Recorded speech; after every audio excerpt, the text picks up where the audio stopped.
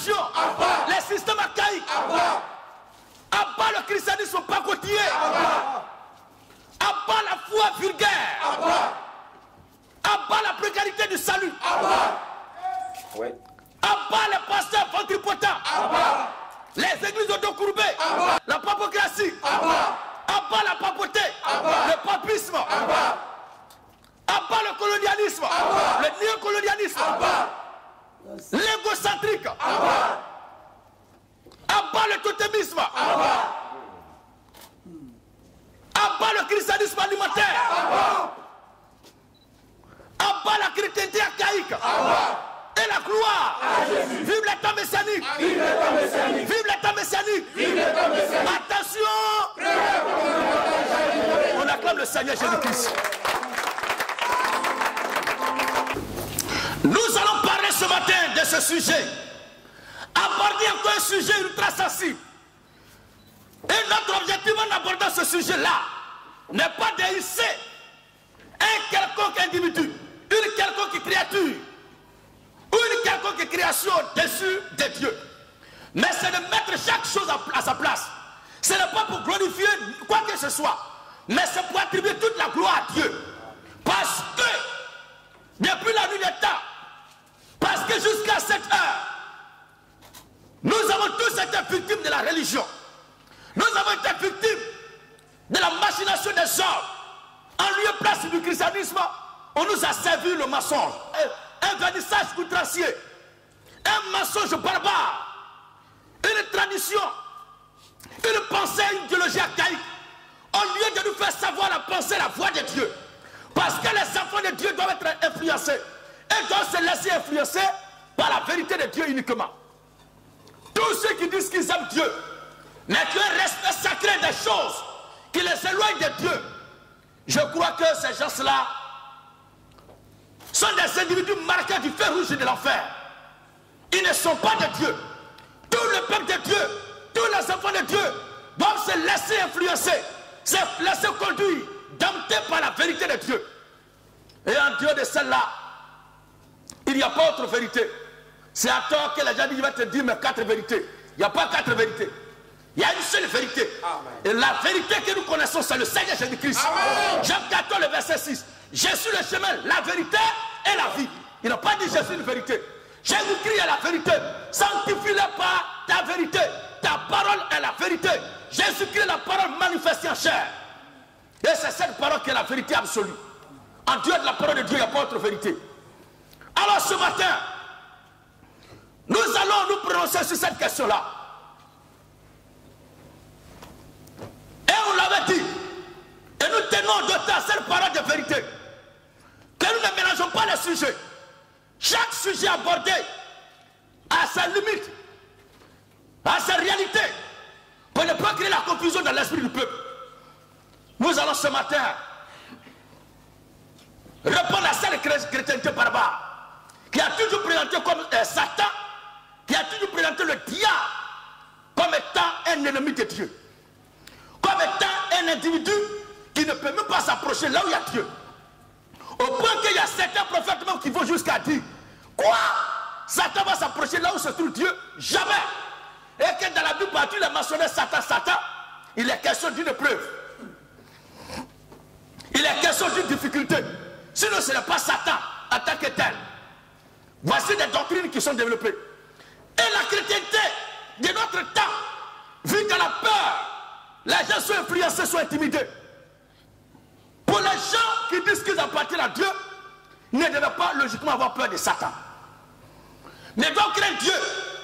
Parce qu'avoir peur et donner une place prépondérante à Satan, comme étant un individu capable de se lever, de lui-même faire quelque chose, le mettre sur le même pied d'égalité que Dieu. Cette manière de voir les choses, nous disons Abba. Nous, les fils et filles de la vérité, enfants de la lumière, nous, les véritables illuminés de Dieu, nous ne pouvons pas dire Amen à une telle doctrine. Pour nous, elle vient tout droit de l'enfer. C'est Satan qui, pour nous distraire les gens, invente de telles théories. Sinon, Satan, en aucun moment, ne pourrait être le gars de Dieu. Et dire que là où il y a Dieu, Satan ne peut jamais arriver là. Quand il a pris cette doctrine-là, ça m'a choqué. j'ai vu des responsables de la salle, des gens bien habillés, bien portants, et qui ont applaudi une telle doctrine. Et le monsieur, il a prêché beaucoup, maintenant prêché ça partout dans le monde. Et les gens fonctionnent ça. Et il dit amen papa. Parce que depuis longtemps il ne voyait pas. Mais maintenant mes yeux ont vu. Ah, ce n'était pas Satan qui s'est approché de Dieu pour causer avec lui, mais c'était des preuves. Cela n'est pas juste. Nous allons rentrer dans les Écritures et ressortir avec la pensée de Dieu sur ce sujet-là. Est-ce que Satan, avec une preuve, c'est la même chose? Parce que dans cet exposé, dans cet enseignement, nous allons vous faire voir de qui vient l'épreuve et qui est l'individu sur le terrain qui exécute l'épreuve. Et l'épreuve elle-même. Dire que l'épreuve, c'est Satan, c'est une très mauvaise façon de voir les choses. Soit, vous voulez me faire croire que l'épreuve est une personne. Or, l'épreuve est une situation, une condition, un état dans lequel Dieu plonge son peuple. Dieu met son peuple. Une difficulté auquel Dieu se soumet ou confronte son peuple pour voir son état d'esprit, sa dimension, son niveau spirituel, ou son niveau de confiance, son degré de confiance vis-à-vis de son Dieu. L'épreuve, c'est tester. Mettre quelqu'un à l'épreuve, c'est le tester pour voir si l'individu a compris, si l'individu a un bon niveau, si l'individu n'a pas mal compris les choses. L'épreuve là est un examen. L'épreuve est une évaluation.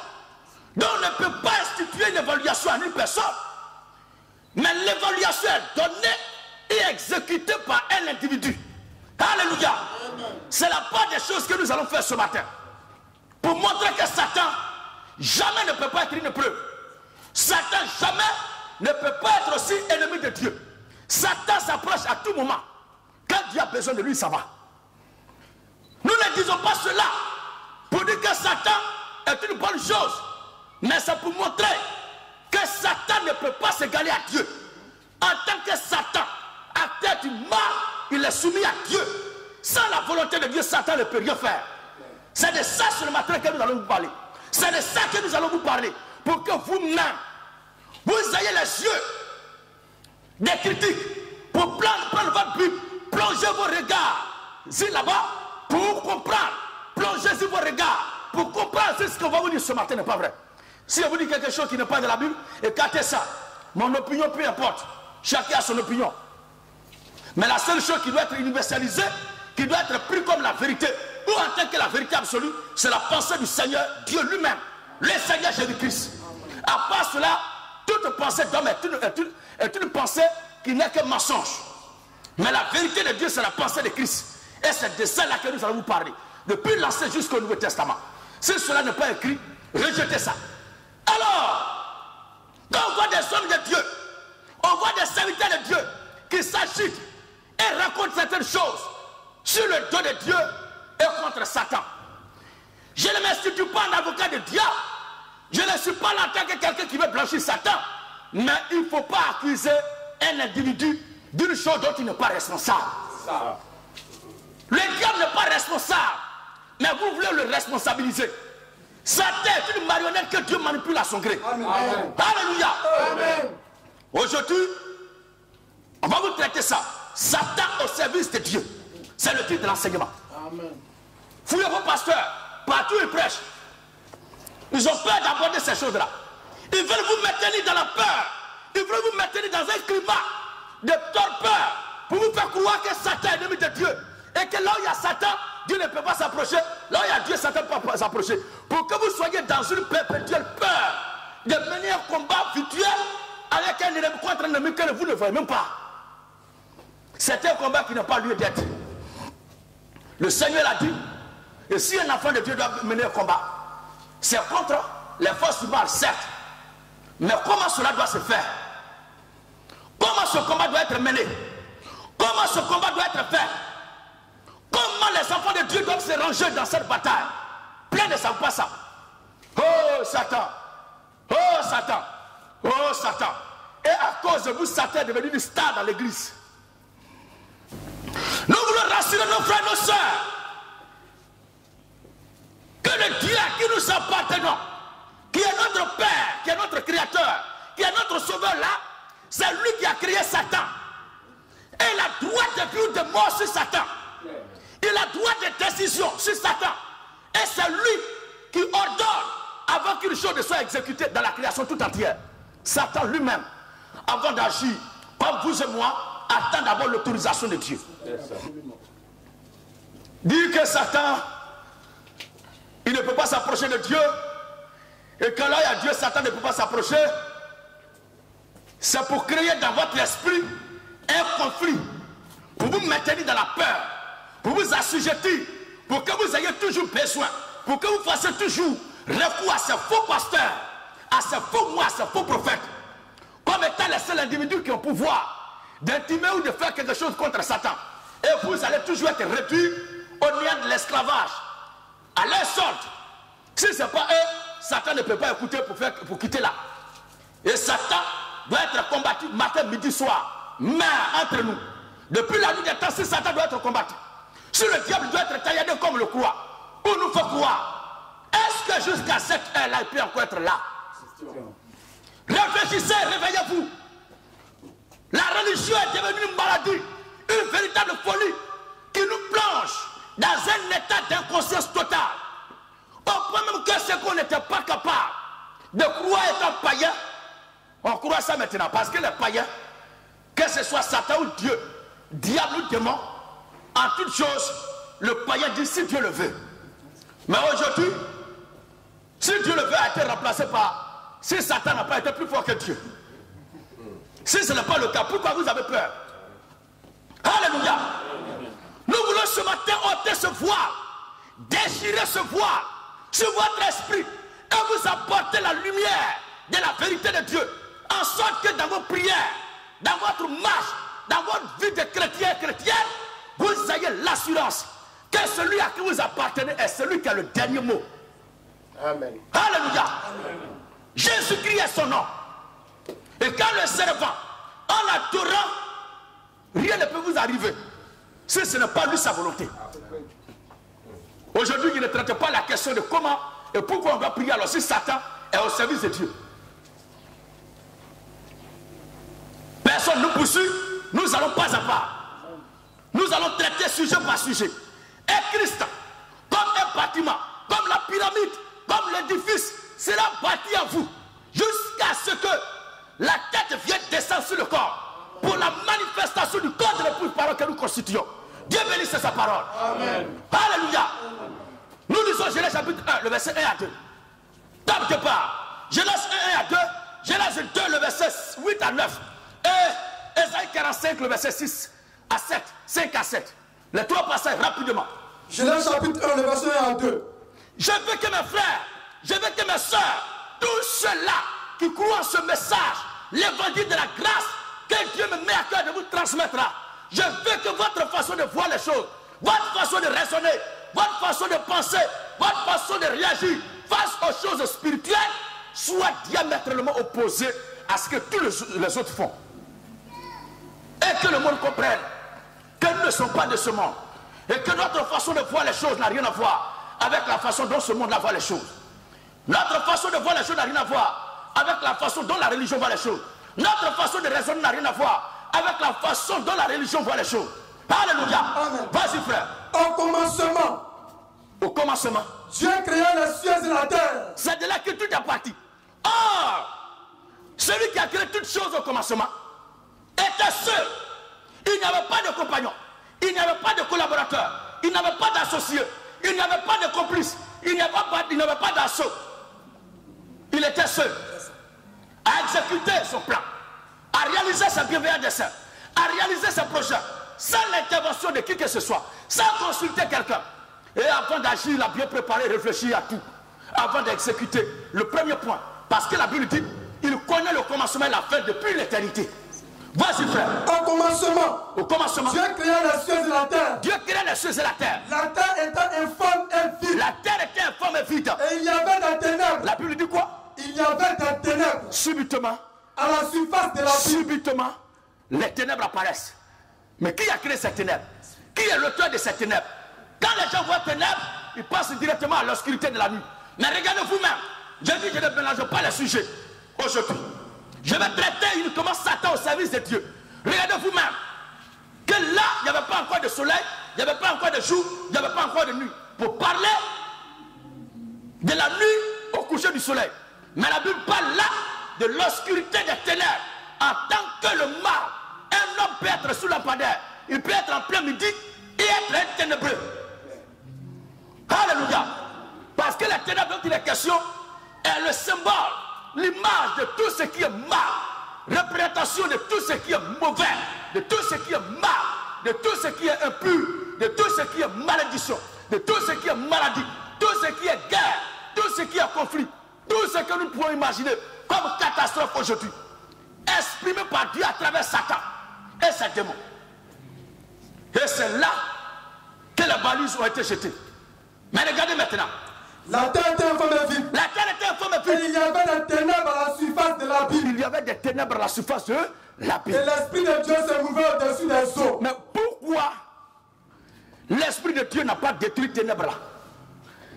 Parce que ténèbres étaient là et l'Esprit de Dieu vient sur les eaux. Pourquoi l'Esprit de Dieu? Si cela surprend Dieu, si cela ne venait pas de Dieu, si cela n'a pas été de la part de Dieu, si cela n'a pas été créé par Dieu, si cela n'a pas été amené à l'existence par Dieu, pourquoi l'Esprit de Dieu très tôt n'a pas neutralisé ténèbres là? Sachant très bien que ténèbres allait créer un jour catastrophe, chaos, le désespoir, les grincements des dents, la souffrance, les pleurs, les gémissements, le malheur de l'humanité, la création tout entière. Pourquoi Dieu a laissé ténèbres là? Pourquoi? Est-ce que cela a été introduit subtilement à son insu, ou bien c'est avec son autorisation, sa permission que cela est venu à l'existence? D'ailleurs, même de qui vient ténèbres même? Alléluia. Vas-y frère, un autre passage maintenant. Genèse 2. Genèse 2, 8 à 9. Rapidement. Puis l'Éternel Dieu Puis l'éternel Dieu, planta un jardin en Éden. comme dans le spirituel, il avait déjà amené les ténèbres. Comme dans le spirituel, les ténèbres existaient déjà. Il doit maintenant concrétiser cela, matérialiser cela dans le physique. Alors il plantait un jardin en Éden. Puis l'Éternel Dieu Oui, planta un jardin en Éden. plantait un jardin en Éden. Côté de l'Orient. Du côté de l'Orient. Et il y mit l'homme qu'il avait formé. Écoutez bien, voici un père de famille qui, après avoir créé tout, après avoir créé ses enfants, accouché ses enfants, ils sont là, et il va aller prendre une vipère, sachant très bien que la vipère possède un venin de par sa morsure qui constitue un liquide nocif pour l'organisme de l'homme. Et Dieu crée la vipère et la dépose là. À un enfant qui fait 4 pattes, qui ne connaît ni son père ni sa mère, la seule chose qu'il connaît, c'est qu'il veut faire 4 pattes, il veut têter. Alléluia. Regardez même vous-même. Dieu a fini de créer le jardin, il a planté tout le décor pour que l'homme soit à l'aise. Mais regardez ce qui va venir là. L'Éternel Dieu fit pousser du sol. Il n'a pas inspiré. Oui. L'Éternel Dieu fit pousser du sol. Oui. Des arbres de toute espèce. Des arbres de toute espèce. Agréables à voir. Agréables à voir. Et bons à manger. Et bon à manger. Et l'arbre de la vie. L'arbre de la Vie au milieu du jardin. c'était suffisant. Et l'arbre de la connaissance. Attends un peu. C'était suffisant. Il a créé un jardin. Tout le décor était là. Tout était joli. Tout était beau. La perfection régnait sur le croire ainsi. Mais nous disons que cette création-là n'incarne pas la perfection. Amen. Alléluia. Même avant le péché, l'imperfection était déjà là. C'est ça. Mais elle n'était pas encore manifestée. Amen. Nous ne mélangeons pas les sujets. Aujourd'hui, nous traitons Satan au service de Dieu. Alors, il a planté la vie. C'était suffisant pour que ses enfants vivent à l'aise, pour que ses enfants vivent en paix, pour que son peuple soit dans la joie, pour que son peuple vive dans ce qu'on appelle Nirvana. Mais, contre toute attente, le Seigneur Dieu va prendre à contre-pied tous les pasteurs de la terre, tous les prophètes, parce que ce sont eux qui disent que le mal vient de Satan. Mais jusque-là, le nom de Satan n'est pas encore mentionné. Alors, le Seigneur Dieu va prendre à contre-pied tous les pasteurs, les prédicateurs pacotis de toute la terre, les religieux, les dénominationnels, qui ont toujours accusé Satan comme étant l'origine, étant l'auteur, étant le créateur du mal. Mais le bon Dieu avait créé tout en Éden. Il avait mis tous les décors. Il avait créé créé tout ce qu'il faut pour que son peuple soit à l'aise. Et le couronnement de tout était l'arbre de la vie. Parce que l'homme a besoin de la vie pour vivre. C'était suffisant. Mais contre toute attente, le Seigneur Dieu va prendre à contre-pied tout le monde. Pourquoi le grand Elfazo, le grand Machou, le grand Adonai, le Saint béni soit-il, quelle idée d'introduire ce qui vient là. Vas-y frère. L'Éternel Dieu fit pousser. L'Éternel Dieu fit pousser Du sol des arbres de toute espèce. Agréable à voir. Agréable à Et voir. bon à manger. On devait s'arrêter là. Et l'arbre de la vie au milieu du jardin. Dès que la vie est arrivée, on devait laisser tout maintenant. Pour que le peuple vive en paix. Mais regardez ce qui va se passer. Et l'arbre de la connaissance du bien et du Donc mal. le récital n'est pas encore terminé. La nomenclature des merveilles que Dieu a créées n'est pas encore bouclée. La Bible dit quoi? Et l'arbre de la connaissance du bien et du mal. Amen. Bon, quelle idée, quelle est cette pensée d'introduire l'arbre de la connaissance du bien et du mal? Or, chaque arbre doit se reproduire. Chaque arbre doit se reproduire. Et quand Dieu finit de créer, la Bible dit, il est béni et dit multipliez, soyez féconds, remplissez la terre et assujettissez-la. Après avoir créé l'être humain. Et tout ce que Dieu a créé, Dieu a béni tout. Pour que tout se multiplie. L'arbre de la connaissance du bien et du mal aussi. Peu importe ce que ça peut faire à votre esprit. Peu importe ce que ça peut faire à votre conscience. Mais le Seigneur Dieu ne t'a pas consulté, il ne m'a pas consulté. Il n'a pas demandé mon avis, il n'a pas demandé ton avis. Il n'a pas pensé à nous. Alléluia. De ce que ça apporterait dans notre esprit comme flou, comme choc, comme contraste. En faisant intervenir l'arbre de la connaissance du bien et du mal. Ça n'engage que lui seul. Ça n'engage que lui seul. Et étant maître de tout, il a créé jusqu'à, il a regardé. Il dit non, il y a quelque chose qui manque.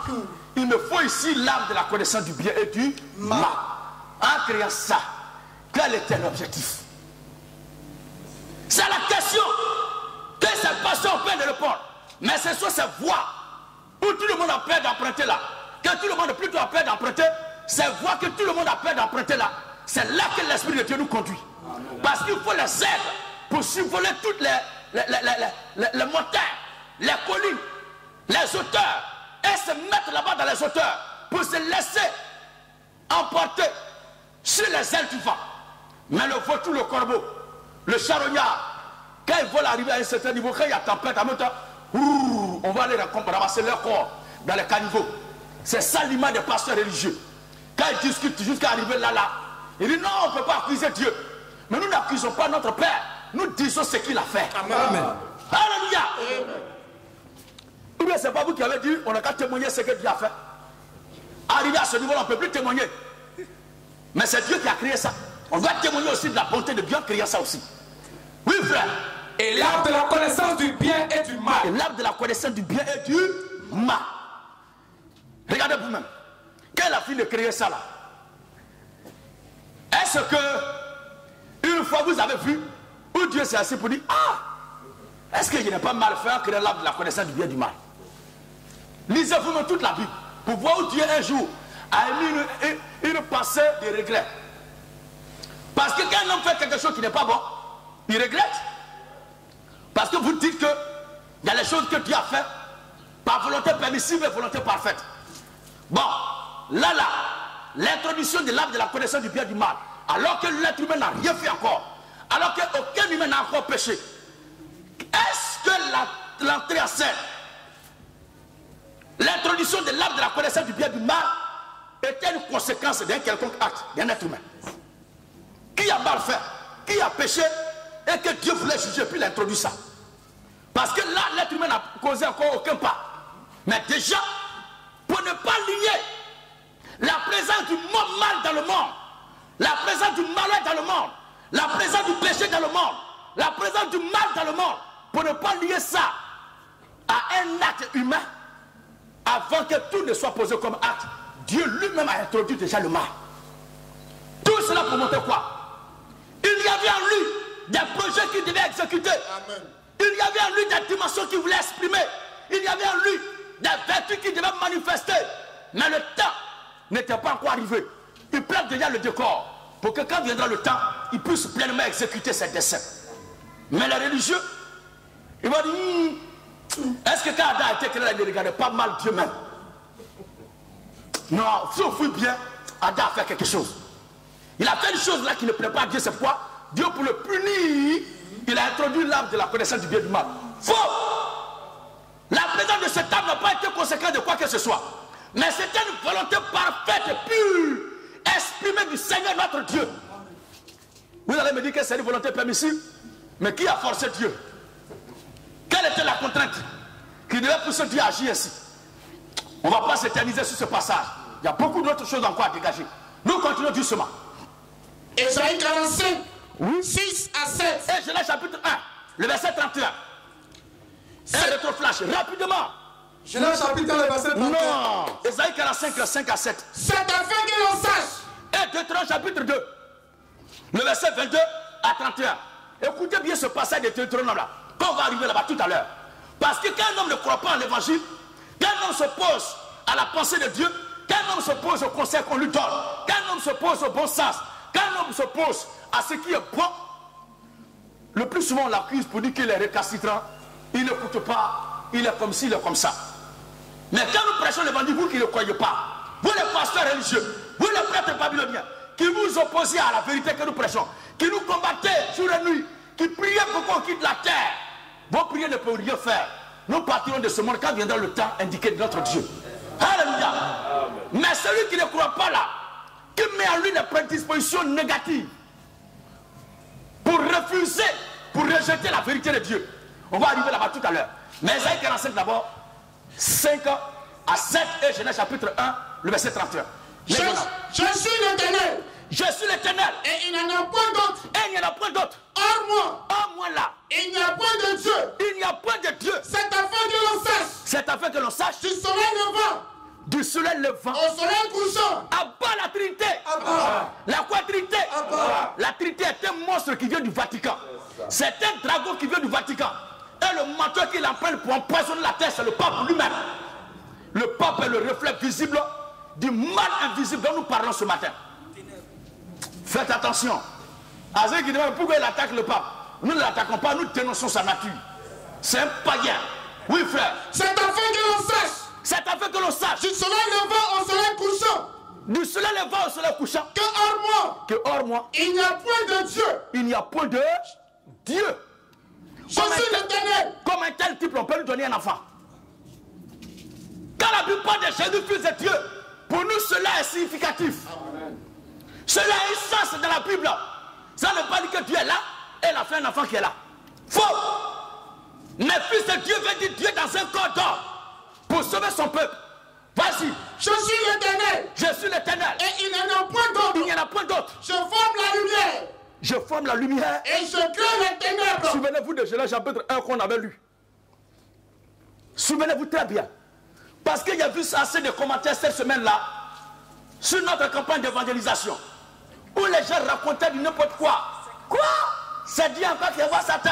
Ah, vraiment, la religion, vraiment, les chrétiens, ils ont trop de confusion entre eux. Faux! Il n'y a pas de confusion entre nous, les chrétiens, mais il y a contradiction entre nous, les chrétiens, et les religieux. Amen.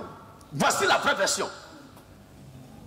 C'est parce que eux, ces religieux-là ne s'appuient pas sur la Bible pour vous faire ressortir la vérité de Dieu qui y est. Mais nous, notre devoir sacré, c'est de vous montrer ce qui est écrit.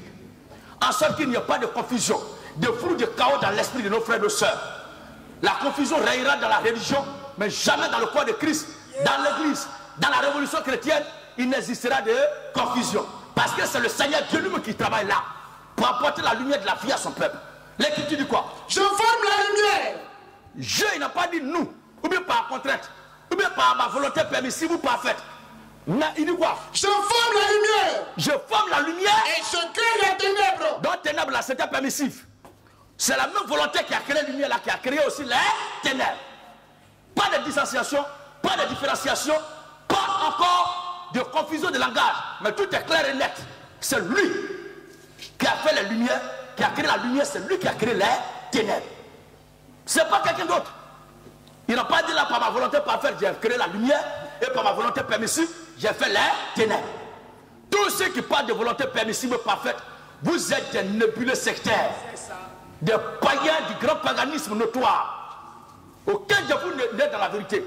Ça dit n'importe quoi. Nous ne sommes pas prêts à nous laisser asservir par des ismes et idéologies venues de l'autre côté. C'est ce que la Bible dit qui est notre boussole absolue. Amen. La Bible dit le salut vient des Juifs. Amen. Le salut est oriental. Le salut ne vient pas de l'Occident. Alléluia. Amen.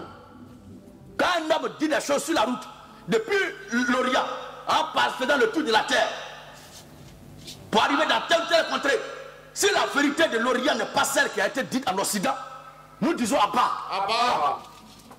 C'est la vérité du départ qui doit être propagée partout. Un grain qu'on dépose dans le sol là, quelles que soient les cultures diverses, sur diverses terres, qu'on va aller plus tard pour semer ce qui va sortir de la semence du grain original là, il ne peut pas se tromper pour y avoir une autre semence. Jamais. Par force de fécondité ou stérilité, c'est la semence du départ qui va se reproduire. Il n'y a pas de confusion là. Alors la vérité de Dieu de l'Orient, si ce n'est pas elle qui se retrouve en Occident, nous devons l'amener là-bas. Imposer la vérité de l'Orient pour que la chose soit sûre de tous. Personne ne peut couvrir le soleil avec son doigt. Personne ne réussira à nous maintenir dans un gouffre d'intimidation. Des documents de non, lui n'a pas dit, non, l'autre n'a pas dit. Donc c'est lui qui est Bible. Chacun a fait son temps, il est parti. Aujourd'hui, nous sommes une génération, nous devons prendre notre responsabilité en main. Et la Bible a parlé de cette armée de jeunes gens, debout sur la montagne, debout sur les collines, comme des jeunes lionceaux. Alléluia. Amen. Faites très attention. Nous ne nous laisserons pas intimider par quoi que ce soit. La seule chose qui va nous intimider, c'est la parole infâme du Seigneur Jésus-Christ. C'est elle qui est notre absolu. Parce que c'est elle qui nous jugera au dernier jour. A-t-il le Seigneur? Alléluia. Vas-y frère. Je forme la lumière. Je forme la lumière. Et je crée les ténèbres. Et je crée les ténèbres. Je donne la prospérité. Je donne la prospérité. Et je crée l'adversité. Par ma volonté parfaite, je donne la prospérité. Par ma volonté permissive, je crée l'adversité. Menteur. Voici Dieu qui parle. Voici le Seigneur qui expose sa pensée. Voici Dieu qui nous fait voir ce qui est caché en lui, qu'il doit révéler à son peuple à travers le monde entier. Satan, on arrive là-bas tout à l'heure. Jamais il n'a été ennemi de Dieu. Jamais il n'a été quelqu'un qui serait l'égal de Dieu. Mais c'est une faible créature, une vaniteuse créature de Dieu. Satan ne représente rien. C'est Dieu qui décide. D'ailleurs, même si Satan est fort et il est capable de faire quelque chose depuis là, pourquoi il n'a pas allé créer son propre monde? Et puis là, il déambule, il se trémousse dans le monde que Dieu a créé. Dans le bloc occidental n'est pas d'accord avec le bloc soviétique, on fixe les limites des précarés. Chacun a son territoire là-bas, il gère ça. Et pourquoi alors? Pourquoi Satan est toujours dans le monde que Dieu a créé? Par exemple, pour vous, Satan est un créateur aussi. Pourquoi il n'a pas allé créer pour lui? La seule chose que Satan sait faire, c'est de falsifier la vérité. Parce que c'est pour ça que Dieu l'a créé. C'est pourquoi nous disons que Satan est un menteur. C'est clair. Tous ceux qui disent que le diable connaît la parole de A à Z, vous êtes des ténébreux. Amen. Non, Satan connaît la lettre, mais ne connaît pas la révélation. Donc, lettre là, une lettre qu'on ne t'a pas envoyée là, et qui n'est pas écrite dans le langage que toi tu connais là, tu peux lire ça. Des menteurs comme ça. Lui-même qui a créé ça, je dis que Satan est un menteur. Tu as dit non, Satan connaît la lettre. Donc, c'est la lettre là qui est mensonge. C'est toi qui as créé la lettre là. Abat les faux pasteurs. Abat les faux prophètes. Abat les marmailleurs. Vas-y frère. Je donne la prospérité. Je donne la prospérité. Et je crée l'adversité. Et je crée l'adversité. Moi l'Éternel. Moi l'Éternel. Je fais toutes ces choses. Sans contrainte. Il le dit ouvertement. Lui-même il se dévoile. Il montre que c'est lui qui a été à l'origine de tout ça. Sans pression aucune. Lui-même il se dévoile. Il montre aux gens que c'est lui qui a fait ça. C'est nous qui avons besoin d'un procès pour avouer ce qu'on a fait. Ou par menace, avouer ce qu'on n'a pas fait. Mais lui, il vit par lui-même. Et il n'y a personne qui soit égal à lui au point qu'il a élevé les yeux sur la terre au-dessus des cieux. Il n'y a personne par qui il peut jurer. Et la Bible dit quoi? Il jurera par lui-même. Parce qu'il est le grand suprême de toute la suprématie divine. Un tel Dieu, on va lui donner un ennemi. Nous continuons doucement, doucement. Genèse 1:31. Genèse 1:31 dit quoi? Dieu vit tout ce qu'il avait fait. Dieu vit tout ce qu'il avait fait. Et voici. Cela était très bon. L'arbre de la connaissance du bien et du mal, les ténèbres, la lumière, les épis, les ronces, tous les serpents, les mambas verts, cobras, vipères, pitons, anacondas, crocodiles, les pluies diluviennes, tout Alléluia. Amen. Les petites et les grandes guerres, les ténèbres, l'ensemble de tous les maux, qui est le mal le plus réel. La Bible dit que Dieu vit que tout cela était Très bon. le superlatif. Était très bon. Très bon. Il n'a pas dit qu'il y avait volonté permissive et volonté parfaite, qui n'était pas très bon. Menteur. Mon souhait ce matin, c'est d'enlever dans l'esprit de nos frères cette pensée d'une présence d'adversaire invisible, constant et permanent dans votre esprit, qui sera capable de renverser un jour votre Dieu. Nous, notre Dieu ne peut pas être renversé par qui que ce soit. Amen. Il est vrai, Satan rôde. Je dis que je ne prêche pas aujourd'hui sur le rôle de la prière et du combat que le chrétien mène. Mais je parle d'abord de Satan au service de Dieu. Parce que si tu ne sais pas qui est Satan et pour qui il travaille, tu risques de mener un faux combat. Mais si tu sais de quoi il est question, tu sauras comment mener ton combat. Alléluia.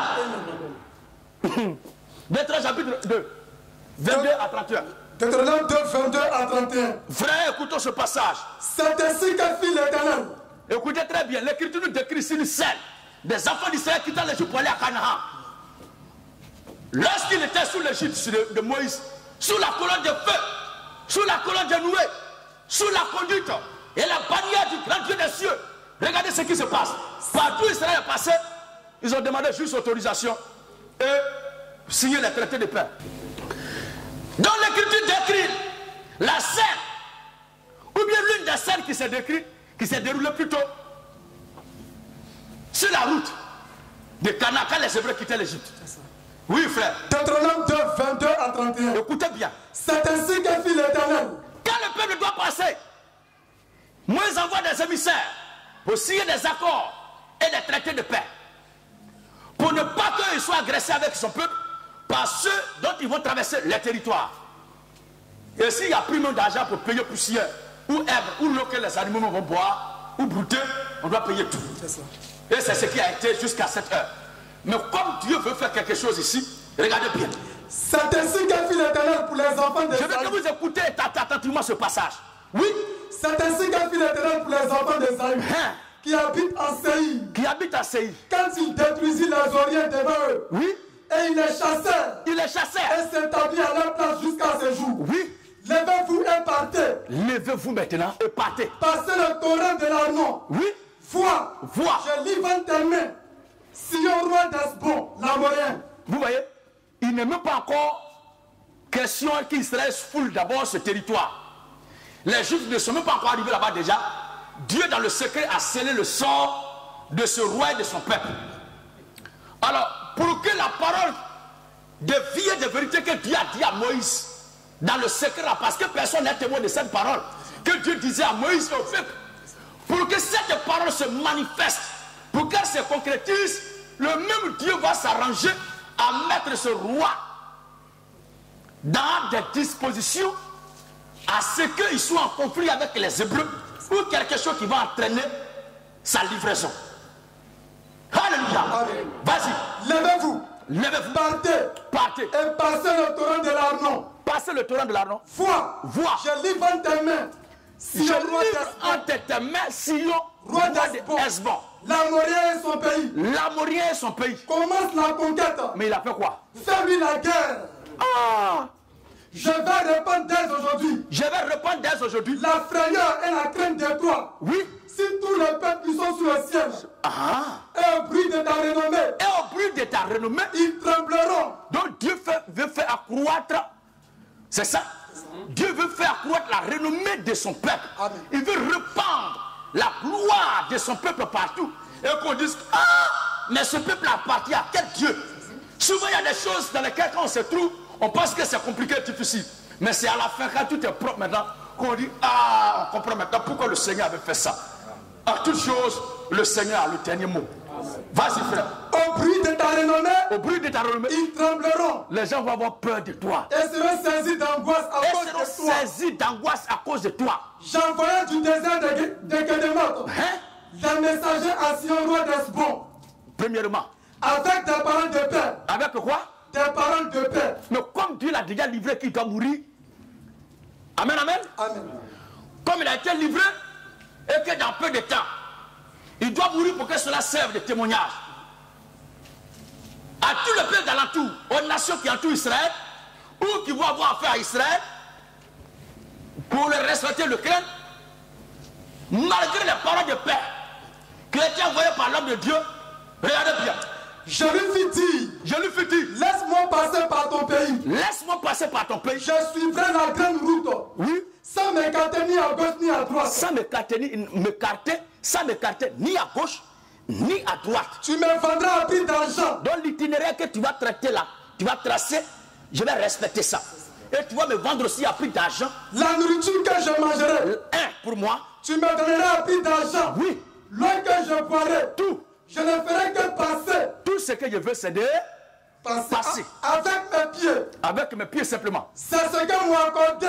Partout où je suis passé là, c'est ce que m'ont accordé ceux qui sont là-bas. Les enfants d'Ésaü. Les enfants d'Ésaü. Et les Moabites. Accorde-le aussi. Toi aussi, fais pareil. Jusqu'à ce que j'ai passé le jour. Qu'un homme la mort sur ses yeux. Qu'un individu doit aller en affaire. Qu'un homme est né pour être gardé là. Et qu'il est prédestiné à la condamnation au feu de la hyène. Dieu lui-même là, malgré toutes les paroles de sagesse, de peur, d'amour, d'exhortation, on va lui donner pour lui dire donne-toi à Dieu. Alléluia. Donne-toi à Dieu les démarches de paix, les exhortations qu'on lui fait pour comprendre le bien-être ou bien le bien fondé de croire en Jésus. Il voit tout cela en caca parce que pour lui il est trop grand, il est trop élevé, il est trop arrivé, il se croit trop important et il s'attaque même à la vérité de Dieu. Pourquoi? Il pense qu'il est fort. En réalité c'est Dieu qui l'aime pas. Alléluia. Vas-y frère. Accorde-le aussi. Accorde-le aussi. Jusqu'à ce que je passe le Jourdain pour entrer dans le pays que notre Dieu nous donne. Voilà. Mais si au roi d'Hesbon. Mais si au roi d'Hesbon ne voulut point nous laisser passer. Il n'a pas voulu nous écouter. Il n'a pas voulu nous laisser passer. Car l'Éternel ton Dieu. Car l'Éternel ton Dieu. Car l'Éternel ton Dieu. Rendit son esprit inflexible. Mais est-ce que Dieu est descendu lui-même pour faire ça? Et endurcit son cœur. Oh, l'endurcissement, c'est un mauvais état d'esprit. Une mauvaise disposition qui pousse l'homme à ne pas accepter le règne de Dieu, qui pousse l'homme à rejeter la vérité de Dieu, qui pousse l'homme à ne pas croire à l'évangile. La Bible dit c'est Dieu qui l'a rendu. Car l'Éternel ton Dieu, oui, rendit son esprit. Rendit son esprit. C'est-à-dire il n'est pas flexible, il ne veut plus écouter quoi que ce soit. Et endurcit son cœur. Donc qui endurcit le cœur? Et l'Éternel rendit son esprit inflexible et endurcit son cœur. Ce n'est pas Satan. Afin de le livrer entre tes mains. Or, pour que son cœur soit endurci et flexible, c'est un mauvais esprit qui vient l'habiter. Mais cet esprit-là vient sur l'ordre de Dieu pour le rendre incrédule, pour le rendre endurci, pour le rendre inflexible, pour le rendre rebelle, pour le rendre opposé à la vérité de Dieu, pour rejeter, réprimer, oppresser, mépriser l'évangile de son salut. Alors, car l'Éternel ton Dieu rendit son esprit inflexible et endurcit son cœur. Et endurcit son cœur. Afin de le livrer entre tes mains. Afin de le livrer entre tes mains. Comme tu le vois aujourd'hui. Comme tu le vois aujourd'hui. Donc, il a été livré pour que cette parole que Dieu a dit là soit accomplie. Parce que cet homme-là, c'est quelqu'un qui craint Dieu, qui a peur. Lui-même, quand il regarde tout ce que Dieu a fait avec Israël là, un tel peuple là, qui va s'opposer à lui? Mais comme Dieu voulait lui faire du mal, Dieu a mis en lui une mauvaise disposition, une mauvaise base, chose qui va le conduire à refuser les bonnes paroles, les paroles de paix que tout le monde va venir lui demander. Ainsi, il mérite amplement d'être jugé, d'être foudroyé, comme tout bon pasteur religieux pour aller en enfer. Alléluia. Amen. Il y a un présenteur là qui nous a appelé pour dire que lui, il s'appelle apôtre. Je préfère taire son nom. Que je veux maintenant venir, c'est que vous prêchez là, je crois, mais si je viens, est-ce que vous allez m'établir sur l'assemblée? Ah, toi, un païen notoire, tu ne cherches pas à sauver ton âme, c'est être établi sur l'assemblée qui t'intéresse. Depuis quand quelqu'un qui ne connaît pas Dieu, on peut lui confier une responsabilité, la charge de diriger l'assemblée? Tu es un païen, tu dois d'abord être baptisé. On doit t'apprendre le b.a.-ba du christianisme. Et quand tu auras atteint la maturité demain, et que Dieu nous aura convaincus, c'est lui-même qui créera les conditions, puisqu'il est le tout-puissant, pour t'établir sur un champ missionnaire. Amen. Tu viens là, tu vas au CP0. Tu t'assois aux mêmes places que tout le monde. tu ne vas même pas t'asseoir à côté de moi. Derrière le peuple. Tu t'assois même derrière si ce n'est pas ordre d'arriver. Un païen notoire. C'est toi qui penses que tu es apôtre. Tu n'es pas un apôtre de Dieu. Tu es un apôtre de Satan. Amen. Un homme qui est noyé et qu'on vient sauver là, on ne le prend pas et puis en même temps, on ne le fait pas habiller. Il faut d'abord le faire coucher, presser son ventre. Le sale qui est dans son ventre là, tout doit sortir. S'il est retrouvé, sa vie et son souffle, maintenant il faut lui donner à manger. Si la force est que tu es sûr qu'il n'est plus en danger, il n'est plus en péril, maintenant on cherchera à voir s'il faut lui faire porter telle chaussure, telle costume, telle qualité d'habit. Mais toi tu es encore en train de te noyer, on veut te sauver et puis tu dis quand vous allez me sauver, vous allez me faire asseoir au palais présidentiel. Bâtard. Alléluia. Amen.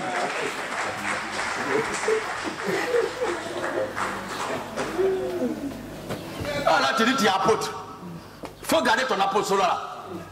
Parce que nous-mêmes, on ne cherche même pas les serviteurs de Dieu, mais on cherche des gens qui ont l'amour de Dieu, que Dieu va utiliser lui-même. Amen. Alléluia. Amen. Si tu es apôtre, il faut aller faire ton œuvre. Alors, frère, donc Dieu a endurci son cœur, et à toi aussi, si Dieu a endurci ton cœur, et puis tu ne viens pas te faire baptiser là, c'est que Dieu ne t'aime pas. Amen, amen. Amen. Ok. Car l'éternel Dieu, Dieu rendit son esprit inflexible. C'est bon, frère. Genèse chapitre 20. Genèse chapitre 20, le verset 4 à 7. Regardez encore, parlant de l'inflexibilité, de l'endurcissement et de l'incrédulité du cœur des gens. Genèse 24. Hein? Abimelech. Mais avant d'en arriver, Jean chapitre 8, le verset 12. Il y a quelque chose que j'ai laissé puis par terre. Très important. Vas-y. Jean 8, 12, c'est quoi? Jésus leur parla de nouveau et dit. Jésus leur parla de nouveau et dit. Je suis la lumière du monde. Il y a des gens qui sont dans les salles plus illuminées, plus éclairées que nous ce matin. Que moi que vous voyez là. D'ailleurs, mon éclairage n'est pas propre ici. Mais il y a d'autres qui sont dans un éclairage plus clair que ce que nous voyons ce matin. Mais ce sont des gens qui sont dans le noir. Ce sont des gens qui sont dans les ténèbres. Un homme piètre sous le soleil de midi au plein zénith, au milieu du ciel, donnant son éclat, où les rayons X ne peuvent même pas être fixés, et être un ténébreux, et être un homme qui est dans le noir. Dans les ténèbres dont la Bible parle ici, il est question de fausses doctrines, des mauvais enseignements, de la puissance des ténèbres, de la dispensation, des doctrines du diable, du mal, de la puissance et du monde des ténèbres. Il n'est pas question de lorsque le soleil se couche. Vas-y, frère. Jésus leur parla de nouveau et dit. Il dit quoi? Je suis la lumière du monde. Je suis la lumière du monde. Celui qui me suit. Celui qui me suit. Ne marchera pas dans les ténèbres. Ne marchera pas dans les ténèbres. Cela veut dire quoi? Mais il aura la lumière de la vie. Voilà. Il n'a pas dit il aura la lumière du soleil. Mais la lumière de la vie. La vie dont il était question au commencement. Amen. La vie, c'est le Christ. La vie, c'est l'éternité. La vie, c'est le Zoé. La vie, c'est l'immortalité. La vie, c'est la vie de Dieu. Amen. Le divin et immortel souffle de Dieu. Quiconque le reçoit ne peut pas, après avoir reçu ce souffle-là, aller en enfer. C'est à toi que d'autres pensent qu'aujourd'hui, tu es au paradis, demain, tu as fait mal, tu vas aller en enfer. C'est du n'importe quoi. Que Dieu bénisse sa parole. Amen. Alors, Genèse 24. Les ténèbres étant créées par Dieu, la lumière étant faite par Dieu, tous ceux qui sont nés pour le ciel, tous ceux qui sont quittés dans l'éternité, qui doivent retourner à l'éternité, sont appelés, non pas par leur propre volonté, mais par la volonté souveraine imposée de Dieu, de demeurer marcher dans la lumière. Et ceux qui sont nés par l'enfer doivent demeurer impérativement dans les ténèbres. Même si un d'entre eux se trompe pour venir se faire mouiller au milieu de nous, va, Zia, il va fuir, retourner là où il est quitté. C'est comme ça. Il y a des présentateurs qui disent, moi j'ai fait 5 ans au MZA, j'ai fait 7 ans au MZA, j'ai fait 7 ans au MZA. Et aujourd'hui, je ne suis plus là-bas parce que telle chose. Mais le temps que toi tu as fait au milieu de nous là, c'est plus que le temps que Satan a passé dans le royaume de Dieu. Et c'est pas pourquoi vous êtes bêtes comme ça. Donc pour toi ça suffit pour prouver que tu es dans le vrai. Parce que tu as fait 100 ans dans un endroit et tu es quitté. Du coup tout ce que tu vas dire, tu vas quitter dans un village pour dire que ici là, ce ne sont pas des gourous. Parce qu'il a fait 200 ans là-bas. Alors que ceux qui sont là-bas là sont les gourous. Comme toi tu dis tu as fait 200 ans là-bas, donc impérativement on doit croire ton témoignage. Si toi-même là, ce n'était pas bon, pourquoi tu y as passé 200 ans? Parce qu'un homme qui met pied dans le feu ne doit pas rester là longtemps. Alléluia. Non, non, il a fait 5 ans, il a fait 10 ans là-bas, je suis quitté là-bas. Tu peux nous dire le nombre d'années que Satan a passé dans le royaume de Dieu avant de partir? Cela fait de lui quelqu'un qui a raison. Il a exprimé sa nature, c'est Dieu qui l'a forcé à sortir.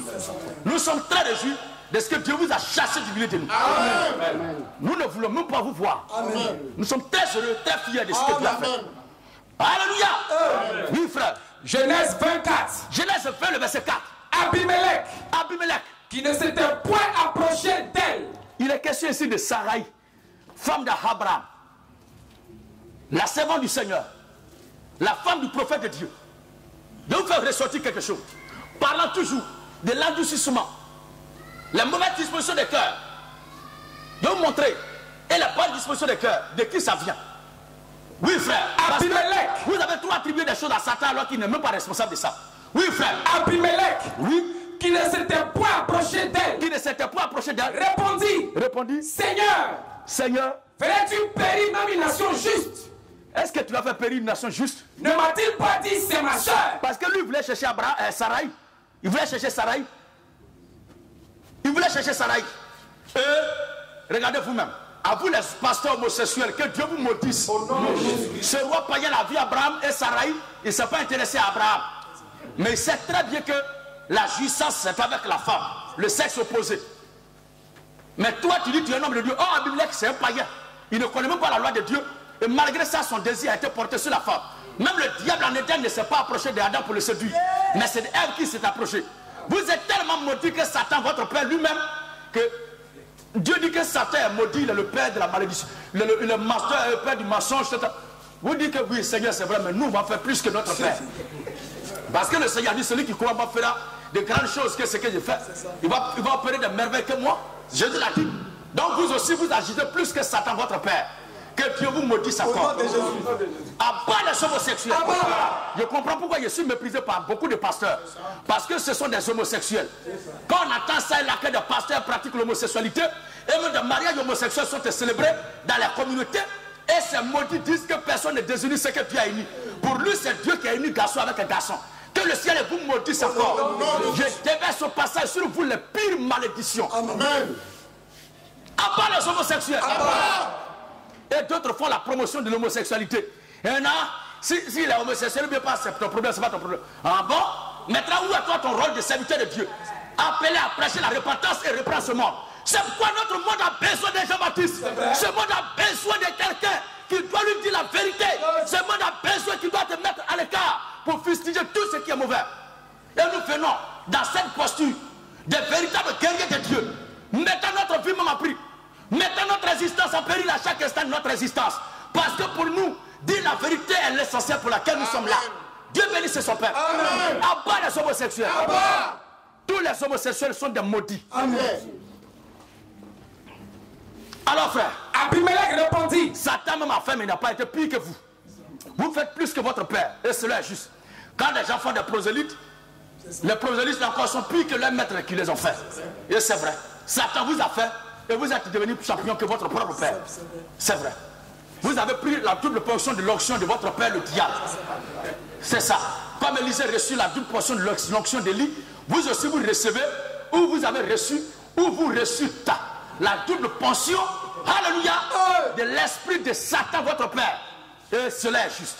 Continuez dans votre belligérance et des pratiques homosexuelles. Des maudits comme ça, ils osent aussi s'attaquer à l'évangile que nous prêchons. Toi, un homosexuel, tu n'as pas encore vaincu le démon d'homosexualité qui t'habite. C'est toi qui demandes si nous on est propre ou on est sale. Que Dieu te maudisse encore. Et si moi je suis sale, ton problème est où? Est-ce que tu as dit que je voulais te marier? Toi, un garçon, tu mets les démarches pour savoir si ton ami garçon est propre ou il est sale. Bon, tu cherches quoi? Quelle est l'intention? Ou bien tu me vois en un homosexuel? Si c'est là ton intention, que Dieu te maudisse encore. Abat les homosexuels. Que je sois propre ou pas, c'est ma femme qui s'intéresse. Au moins, si c'est une femme qui me pose cette question, je peux dire que vraiment elle a raison. Parce que là, une femme qui a des envies envers un homme, ou bien qui cherche à plaire à un homme, elle doit mener les enquêtes. Mais toi, un garçon, tu fouilles si ton ami garçon est propre ou sale. C'est quoi l'objectif? À quoi sert cette question-là? Bande d'homosexuels. Mais toi-même, tu dois réaliser que tu es déjà sale que tout le monde. Parce que tu portes toujours en toi les impuretés de ton ami garçon. Abat les homosexuels. Alors c'est cela que le monde élève. C'est cela que le monde fait de l'apologie. Et quand nous leur dit que l'homme peut prendre deux femmes, oh, c'est quoi ça? Mais donner son derrière à son ami garçon ne les choque pas. Que le Seigneur vous motive encore.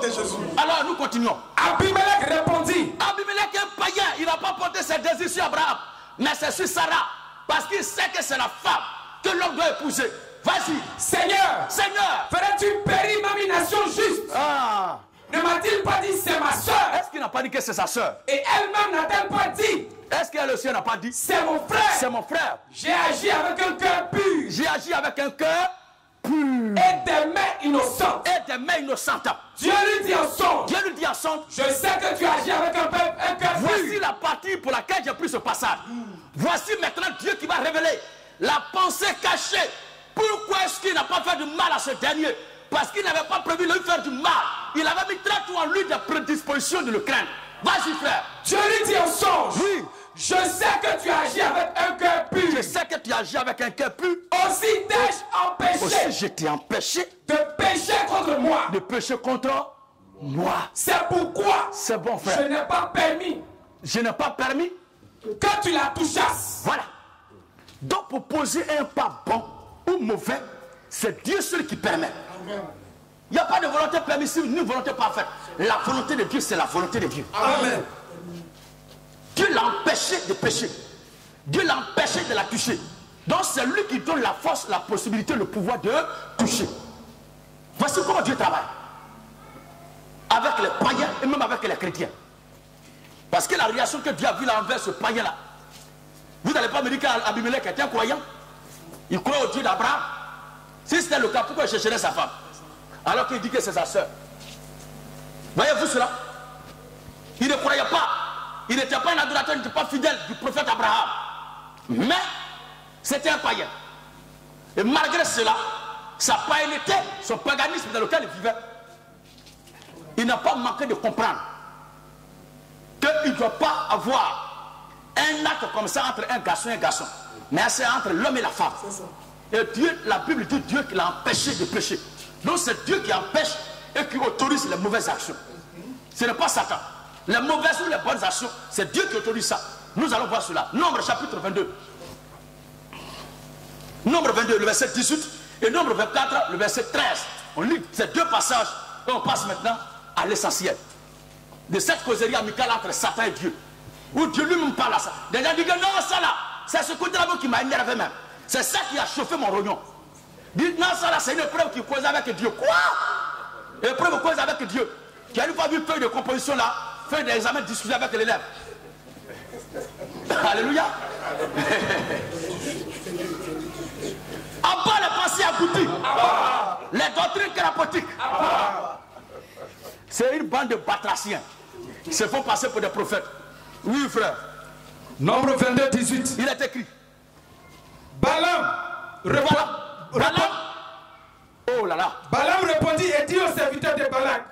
Voici des serviteurs qui ont été envoyés vers Balaam pour aller maudire le peuple d'Israël. Balaam répondit aux serviteurs de Balak qui ont été envoyés pour qu'ils puissent maudire les Hébreux. Quand Balak me donnerait sa maison pleine d'argent et d'or. Quand Balak me donnerait sa maison pleine d'argent et d'or. Je ne pourrais faire aucune chose. Je ne pourrais faire aucune chose. Ni petite ni grande. Ni petite ni grande. Contre l'ordre de l'Éternel, mon Dieu. Pourquoi il dit ça? Est-ce parce qu'il n'a pas envie? Est-ce parce qu'il ne veut pas?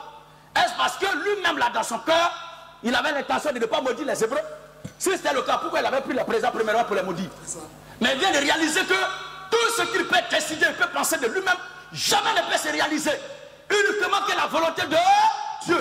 Et le deuxième passage nous donne clairement, nous clarifie les choses. Parce que là, il est en train d'avouer son incapacité d'accomplir quelque chose contre la volonté de Dieu. Il n'a pas dit contre la volonté permissive ou parfaite, mais la volonté de Dieu. Il n'y a pas deux volontés, il y a une seule volonté de Dieu. À part la volonté permissive. Toute la volonté de Dieu est parfaite. Parce que l'œuvre de Dieu est parfaite. Vas-y frère. Nombre 24, 13. Il est écrit. Quand Balak me donnerait sa maison. Quand Balak me donnerait sa maison. Pleine d'argent et d'or. Parce qu'il a pris le présent. Il me dit pas tout cela, mais rien ne se réalise. Mais pourquoi depuis là je prophétise et puis rien ne se passe? Il vient de réaliser que voici ce qui se passe. Quand Balak me donnerait sa maison. Quand Balak me donnerait sa maison. Pleine d'argent et d'or. Pleine d'argent et d'or. Je ne pourrais faire de moi-même. Je ne pourrai faire de moi-même. Ni bien. Ni bien. Ni mal. Ni mal. Contre l'ordre de l'Éternel. Contre l'ordre de l'Éternel. Il dit je ne pourrai faire de moi-même. Ni bien. Ni mal. Contre l'ordre de l'Éternel.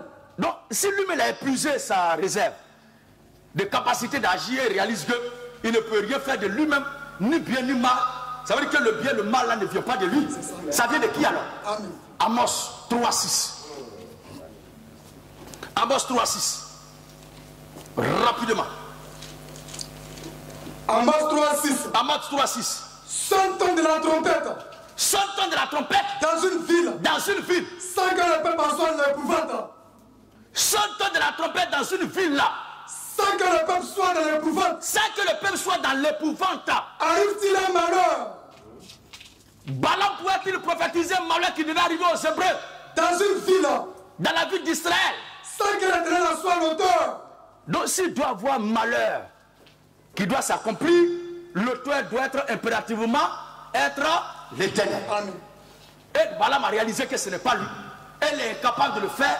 C'est quoi il a avoué sa forfaiture très tôt pour dire que les gars, je suis pour, mais oui, je suis là, je ne peux pas. Parce que celui qui décide là, ce n'est pas en son nom et dans sa volonté que je suis en train de marcher. Mais je suis en train d'agir parce que moi-même j'ai eu un peu d'argent. C'est comme ça aujourd'hui d'autres prophètes, d'autres pasteurs, ils prophétisent le bonheur sur un système, sur un peuple, sur une personne, dans les communautés, dans les pays, dans les nations, dans les peuples, lorsque ces derniers-là leur donnent un peu d'argent à manger. Quand on leur tient une enveloppe, prophétie qui va sortir, ce sont des prophéties de béatitude, de richesse. Sois à la terre, tu ne seras jamais à la queue, tu ne seras jamais dernier, tu ne vas jamais retourner, tu ne vas jamais reculer, tes ennemis vont couler, ils vont tomber, ils recevez, donne-moi une amen. Dieu, merci papa. Il ne t'a pas béni, c'est ton argent qu'il a pris là qui est en train de créer ça. C'est un bâtard. Amen.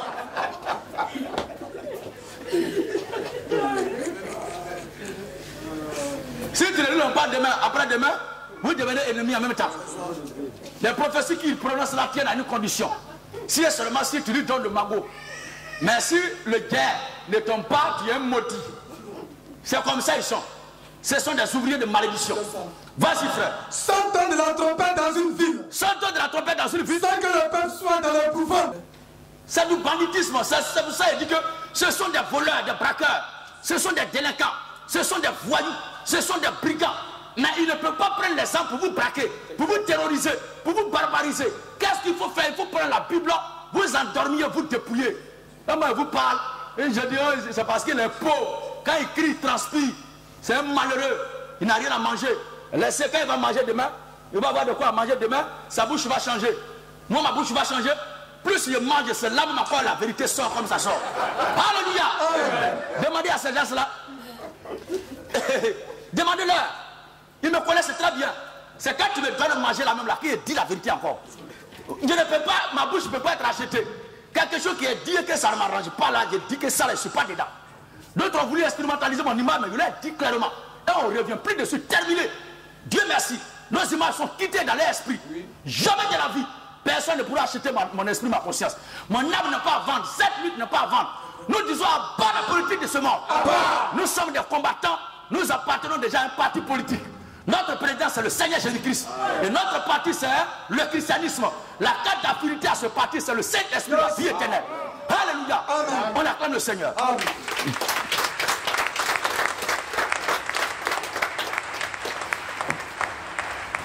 Alors nous continuons.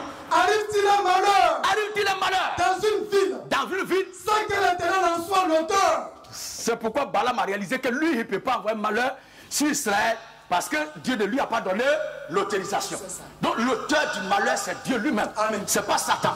Arrêtez d'accuser Satan. C'est Dieu lui-même qui envoie le malheur sur la terre. Mais comme il ne peut pas se déplacer lui-même en personne, Satan est là. Et il envoie Satan. Maintenant les épreuves viennent. Lisons quelques extraits d'épreuves. Jérémie. Jérémie chapitre 20, le verset 12. Et Actes chapitre 20, le verset 17. Lisons ces deux passages rapidement. Et Hébreux chapitre 11. Le verset 17 et le verset 36. Jérémie 20, 12. Jérémie 20, 12, Actes chapitre 20, le verset 12, 17 plutôt, et Hébreux chapitre 11. Hébreux 11, le verset 17 et le verset 36. On lit rapidement ces deux passages. Jérémie 20, 12. Il est écrit. L'Éternel des armées. L'Éternel des armées éprouve le juste. l'Éternel fait? Éprouve le juste. Ça dit, il soumet le juste à un examen, à une épreuve, à un problème, à une difficulté, à une situation pour voir le degré de sa foi, le degré de sa consécration. Pas pour que Dieu puisse comprendre cela, mais pour que toi-même là tu puisses avoir ton propre niveau spirituel, ton propre niveau de consécration, ton propre degré spirituel. Dieu envoie les épreuves. Alléluia. Alors c'est Dieu qui envoie ces épreuves là. Vas-y. L'Éternel des armées éprouve le juste. Ce n'est pas Satan, papa. Ce n'est pas parce que tu as fait mal que Dieu t'éprouve, mais c'est parce que tu es son juste qui t'éprouve pour te montrer toi-même le degré de ton attachement à ton Dieu. Il pénètre les reins et les cœurs. Il pénètre les reins et les cœurs. Je ferai ta vengeance s'exercer contre eux. C'est bon, frère. Donc Dieu lui-même là envoie des épreuves sur les justes pour les éprouver, pour leur montrer leur degré de consécration, pour leur montrer leur degré d'attachement. Il y a certains qui ont un petit problème à la veille, à l'événement de l'histoire de Corona. Il y a certains qui ont dit que oh, je suis découragé. D'ailleurs, même là, il ne veut plus aller à l'église. Donc, toi, tu partais à l'église. Tu es un païen. Oui. Il va aller à la mosquée maintenant pour prier. Faut devenir kéliba même. Deviens le chef même des marabouts du pays même. Tu n'as rien fait encore. Tu étais même à l'église, ça avait apporté quoi? Un païen de gloire. Nous ne sommes pas à l'église, mais nous sommes l'église. Amen. Alléluia. Amen. Alors frère, Acte 27. acte 27.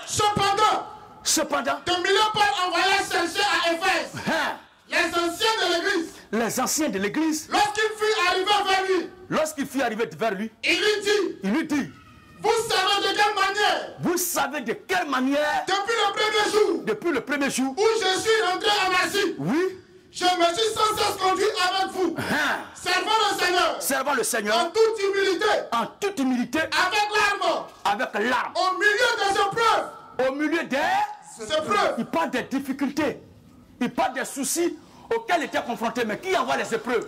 C'est Dieu lui-même. On va voir ça tout à l'heure. C'est Dieu qui envoie les épreuves, mais comme il ne peut pas descendre sur le terrain, souvent il utilise les païens. Et ce sont les païens qu'on voit, qui s'opposent à la prédication de l'évangile. Et quand le Seigneur, dans les duels, Dieu nous met au-dessus d'eux, et la gloire revient à notre Dieu, on le voit seul. Oh, merci Seigneur. Ah, l'homme de Dieu a donné une très belle réponse. En réalité, ce n'est pas l'homme de Dieu qui a donné une très belle réponse, mais c'est Dieu lui-même qui a fait une prestation à travers son serviteur. Amen. Alléluia. Parce que là, il a mis un individu comme un ennemi, un adversaire, un opposant, pour glorifier simplement son nom, pour montrer l'importance, la densité, la force de frappe de ce ministère, la force de frappe de cette lutte, la force de frappe de ce ministère, la force de frappe de cette doctrine de la révolution chrétienne. Alléluia. Et quand la différence est marquée, le peuple applaudit pour dire ah, mais Dieu est fort. En réalité, c'est une mise en scène. Lui-même envoie une épreuve et il descend aussi pour aider son petit sur le terrain. Sinon, nous-mêmes, nous ne pouvons rien faire de nous-mêmes. Si Dieu laissait Satan faire ce qu'il veut, moi, Dieu l'avait me bouffer déjà avec mes frères. Il nous avait déjà bouffé, terminé. Mais notre sort est entre les mains du Seigneur. Amen. Dans sa main, il tient le monde. Dans sa main, Jésus tient le monde. Dans sa main, il tient le monde. Dans sa main, Jésus tient le monde. Quand ça arrive là, ce n'est plus. Quand c'est malheur maintenant, ce n'est pas dans sa main. C'est la main de Satan. Il y a quoi vous? Et ceux-là aussi disent qu'ils sont prophètes. Non, Dieu ne peut pas causer à Satan, c'est une épreuve qui cause avec Dieu. Amen, amen. Amen. Nous ne sommes pas prophètes. Nous ne sommes pas archibishops. Mais nous sommes simplement des fils et des filles de Dieu. Amen. Nous menons un noble combat qui a déclaré les lanternes de tous, pour que les siens, je vais parler du peuple de Dieu par pied, la grande diaspora divine, et par pied sur toute la terre, à la lumière de cette vérité de la révolution chrétienne, du Seigneur Jésus-Christ, ces élus de Dieu puissent revenir à la vérité. Dieu bénisse encore sa parole. Nous continuons, frère. Servons le Seigneur. Servons le Seigneur. En toute humilité. En toute humilité. Avec larmes. Avec larmes. Et au milieu des épreuves. Au milieu des épreuves. Que me suscitaient les embûches des Juifs. Voilà. Lui, il voit les Juifs qui suscitaient ces embûches. Mais derrière, il y a un émetteur en scène. C'est Dieu lui-même. C'est Dieu lui-même. Lisons maintenant dans le cas de Hébreux chapitre 11, le verset 17 et le verset 36. Hébreux 11, 17. Hébreux 1, 17. C'est par la foi qu'Abraham. C'est par la foi qu'Abraham offrit Isaac. Offrit Isaac. Lorsqu'il fut mis à l'épreuve. Donc Abraham a été mis à l'épreuve. Donc l'épreuve là est une condition, est une situation, est un état, est une circonstance, est un problème, une difficulté ou un obstacle que Dieu envoie pour montrer le degré d'attachement de son serviteur, de son fils ou sa fille à lui Dieu. Ça là, ça n'a rien à voir avec l'esprit même que Dieu envoie pour manifester l'épreuve. Il y a d'autres situations où Dieu lui-même agit directement. Mais il y a d'autres cas aussi où Dieu envoie Satan. Mais dans les deux cas, rien ne peut se faire sans la volonté de Dieu. Que ce soit Dieu lui-même où il agit, que ce soit Satan où les démons viennent, c'est avec l'accord, l'autorisation, la permission de Dieu que tout se réalise. Nous allons lire cela maintenant. Hébreux 36. D'autres subissent des moqueries. D'autres subissent des moqueries. Voici des épreuves. Voici des épreuves. Voici des difficultés. Voici des tests. Voici des examens. Voici des évaluations auxquelles Dieu soumettait son peuple. Voici. D'autres subissent des moqueries. D'autres subissent des moqueries. Et le fouet. Et le fouet. Les chaînes de la prison. Les chaînes de la prison. Ils furent lapidés. Voilà, ils furent lapidés. Sciés. Torturés. Ils moururent tués par l'épée. Ils moururent tués par l'épée. Et ils allaient ça et là. Les gens m'ont insulté, déjà vous êtes choqués. Mais voici nos aïeux, comment ils ont été massacrés. Ça c'est rien. Nous, aussi longtemps que nous resterons un dernier souffle, nous parlerons.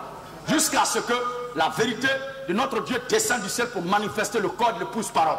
J'appelle la vérité ici la descente de la puissance du baptême de feu pour manifester le corps de l'épouse parole sous l'égide du ministère de la voix qui retentit à minuit, qui n'a rien à voir avec tous ces hémorroïdaires que nous voyons ça et là actuellement. Alléluia. Voici frère. Il fut lapidé. Il fut lapidé. Scié. Torturé. Il mourut tué par l'épée. Ils allaient ça et là. Ils allaient ça et là. Vêtus de peau de brebis. Vêtus de peau de brebis. Et de peau de chèvre. Maintenant c'est là, comment la façon ils étaient habillés là. Vous allez demander s'ils étaient propres ou ils sentaient bien. Moi je suis très propre par rapport à ceux-là, s'il faut parler ainsi. Mais ce n'est pas l'habit qui fait le moine. Faux. Vêtu de peau de brebis. Cette pensée-là ne peut plus subsister. Un homme peut être bien habillé, puis être un faux type. Il n'a jamais vu un braqueur, un voleur, un faux prophète, un faux pasteur qui est habillé, puis met ça sur son dos. Jamais. Bien au contraire, il fait tout pour ne même pas paraître ce qu'il a en réalité. Ce sont des bandits. Tous ceux qui tenteront de combattre cette vérité-là va vous rattraper mal. Alléluia. Vous prêchez sainteté alors que vous vous cachez pour chercher femme des gens. Femme qui est versée partout là, c'est pour les autres, tu as vu. Et depuis que j'ai vu ta nudité, ton truc là, vraiment, pour moi, on n'arrive plus à dormir. Et tu quittes là pour dire, tous ceux qui pêchent vont aller en enfer. Donc ce que toi tu fais là, c'est sanctification. Et tous ces yeux étaient remplis de perversion, ivres de l'iniquité, du péché, de plonger tout entier dans le mal. Que Dieu te maudisse. Prophète du diable. Vous ne savez pas qui ils sont, c'est pourquoi il dit recevez-vous. Ah, il reçoit. Le temps vient. On attend que Corona se finisse. On va descendre encore. Vous allez nous sentir. Oui, frère. Et ils allaient ça et là. Ils allaient ça et là. Vêtus de peau de brebis. Vêtus de peau de brebis. Et de peau de chèvre. Peau de chèvre. Dénués de tout. Dénués de tout. Persécutés. Persécutés. Maltraités. Maltraités. Ceux-là dont le monde n'était pas digne. C'est bon, frère. Amen. Ils avaient été soumis à des épreuves. C'est ça qui est épreuve. Mais sur le terrain, on voit des gens qui manifestent, qui exécutent ces épreuves venues de Dieu. Amen, amen. Amen. Donc on ne doit pas confondre les épreuves et les acteurs de l'épreuve et l'origine de l'épreuve.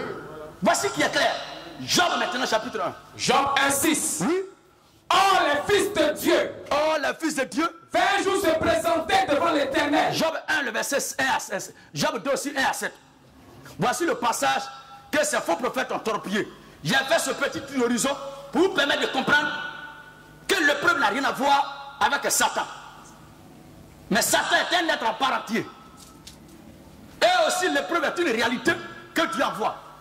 Et Dieu lui-même là est l'être suprême de qui vient toute chose. Vas-y frère. Oh les fils de Dieu. Oh les fils de Dieu. Fait un jour se présenter devant l'Éternel. Un jour se présenter devant l'Éternel. Et Satan fait aussi au milieu d'eux. Satan. Votre prophète a dit que ce n'est pas Satan lui-même.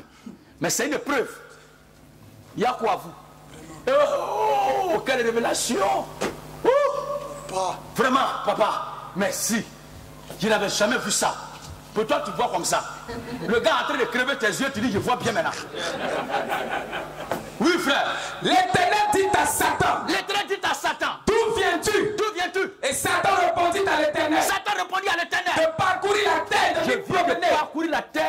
promener. L'Éternel dit à Satan. L'Éternel dit à Satan. As-tu remarqué mon serviteur Job? Tu as remarqué mon serviteur Job? Il n'y a personne comme lui sur la terre. Donc c'est avec une preuve que Dieu est en train de causer.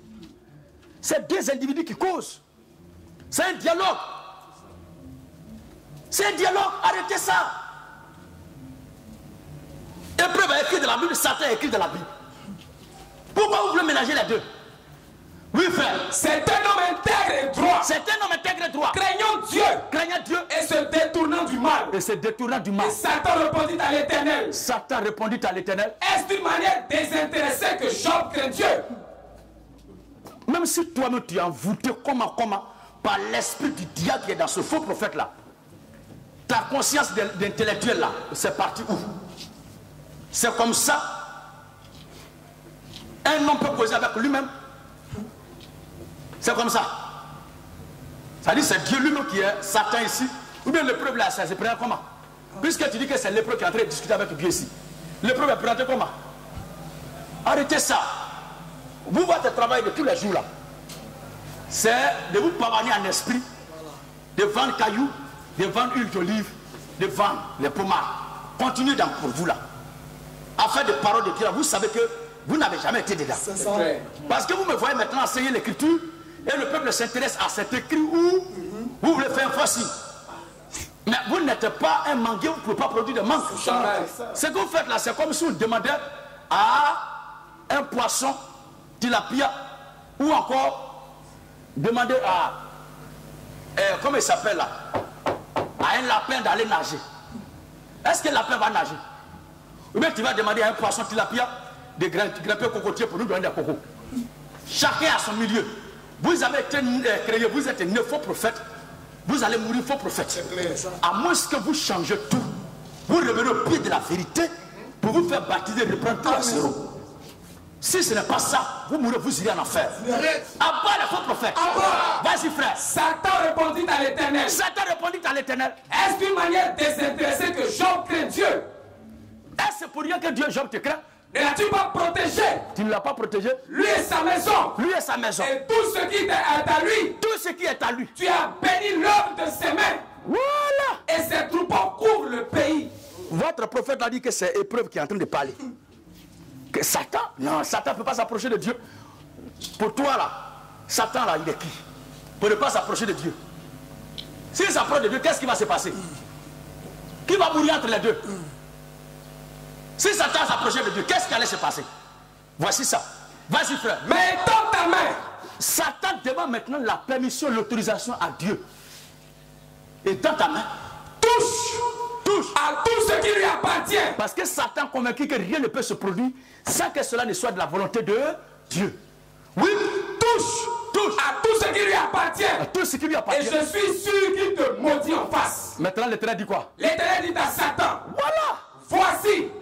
Parce que la Bible dit que les fils de Dieu sont venus se présenter devant l'Éternel. Et c'est de cette façon aussi que Satan a été identifié là-bas. Maintenant, toi tu dis que Satan est une preuve. Maintenant, les fils de Dieu, c'était quoi? Question. C'était quoi? Consolation. Si Satan est preuve, c'est que les fils de Dieu, c'est la consolation. Bande de féticheurs. Abat les faux prophètes encore. Restez dans vos voyages en esprit. Laissez affaire des paroles de Dieu là. Dans le cas contraire, revenez pour vous faire instruire. Je suis là pour vous. Je suis entièrement disponible. Venez, frère, il n'est rien contre vous. Mais c'est contre l'esprit qui vous égare là que je suis. Amen, amen. Amen. L'amour de Dieu s'exprime encore. Amen. Revenez d'un cœur sincère à la parole. Et vous serez sauvés. Vous serez même plus grand révolté que moi. Quand vous connaîtrez cette vérité après votre baptême au nom de Jésus-Christ. Oui, vas-y, frère. L'Éternel dit à Satan. L'Éternel dit à Satan. Voici. Tout ce qui lui appartient, je te le livre. Voilà. Seulement. Ne porte pas la main sur lui.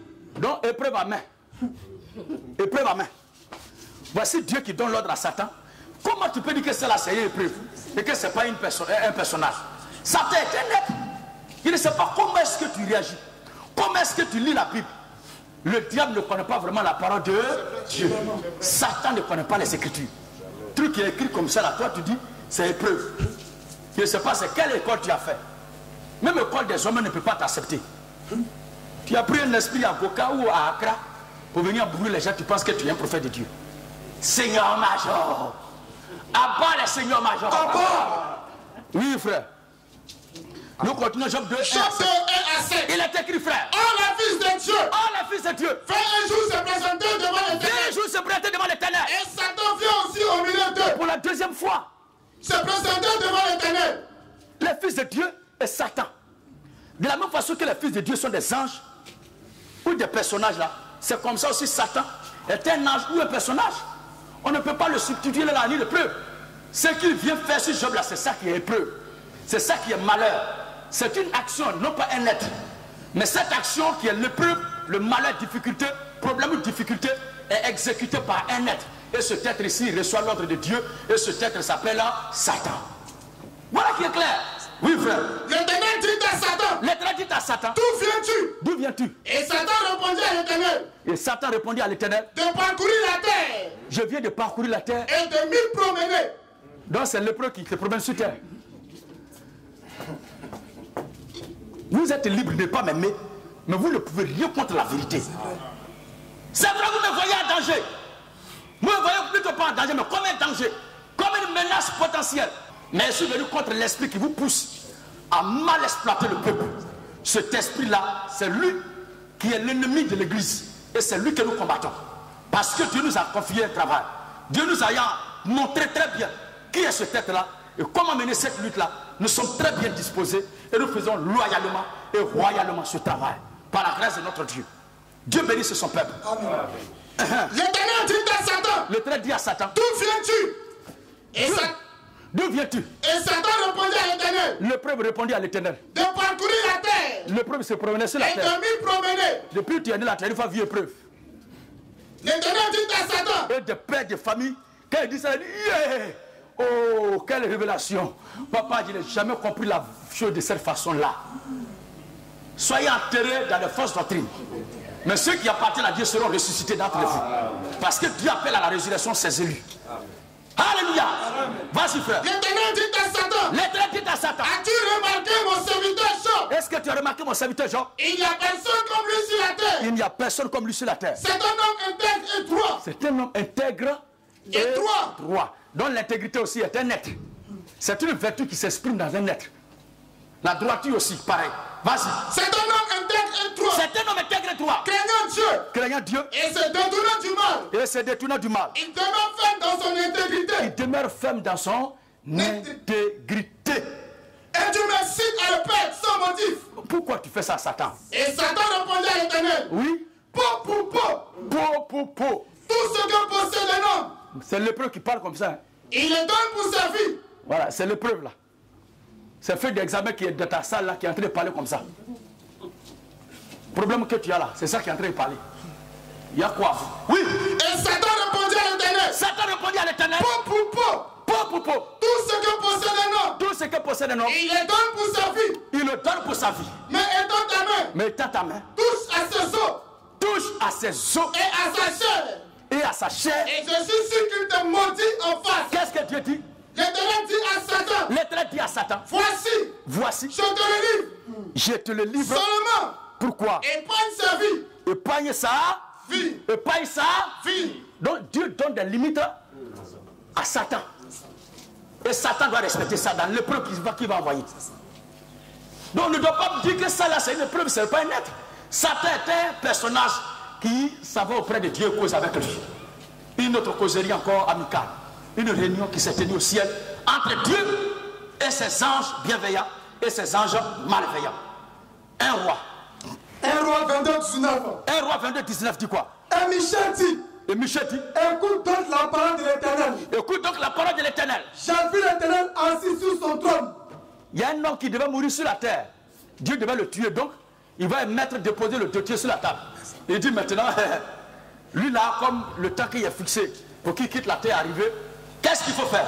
J'ai vu l'Éternel assis sur son trône. J'ai vu l'Éternel assis sur son trône. Et toute l'armée des cieux. Toute l'armée des cieux. Se tenait auprès de lui. Qu'est-ce qui va se passer? À sa droite et à sa gauche. À sa droite. Toute l'armée des cieux. Toute l'armée. Toute l'armée des cieux. On fait quoi avec une armée? Vous l'appelez Éternel des armées. Quand le malheur vient, vous dites c'est Satan. Mais les armes, il fait quoi avec ça, avec ses armées? C'est pour faire la guerre. Éternel des armées. Le Dieu de guerre. Fort dans le combat. Puissant guerrier. Il n'a jamais échoué. C'est un redoutable combattant. Lion de la tribu de Juda. Il combat pour moi. Il combat pour toi. Je parle de tous les frères et toutes les sœurs. Sinon vous autres là, lui vous réserve pour l'affaire. Amen. Amen. Oui frère. J'ai vu l'Éternel assis sur son trône. J'ai vu l'Éternel assis sur son trône. Et toute l'armée des cieux se tenait auprès de lui. Qu'est-ce qui va se passer? À sa droite et à sa gauche. À sa droite et à sa gauche. Et l'Éternel dit. L'Éternel dit. Qui séduira Akab? Qui séduira Akab? Pour qu'il monte à la main en Galade. Oui. Et qu'il y périsse. Bon, quelle est cette idée? Regardez, vous dites que rien de mal jamais ne peut venir de Dieu. Est-ce que ça c'est un bon projet? Qui séduira Akab? Pour qu'il fasse quoi? Pour qu'il monte à la main en Galade. Une mauvaise idée. Et qu'il y périsse. Selon la compréhension des hommes. Un mauvais plan. Un mauvais dessein, une mauvaise méditation. C'est-à-dire c'est ce qu'on appelle la médisance, la conspiration. Le gars est sur son trône là-bas, il fait un mauvais projet pour aller le tuer. Et les anges aussi, aucun d'eux ne dit, mais Seigneur, pourquoi tu fais ça?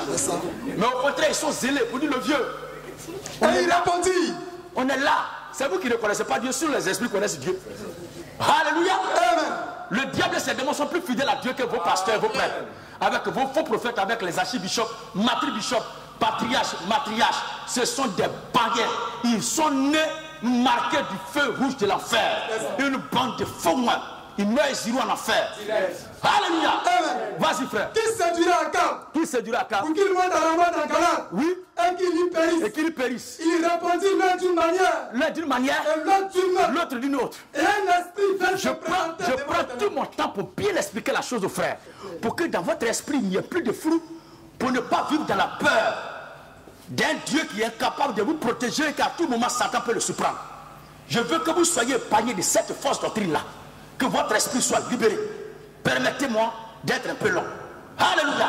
Vas-y frère. Et un esprit vient se présenter devant l'Éternel.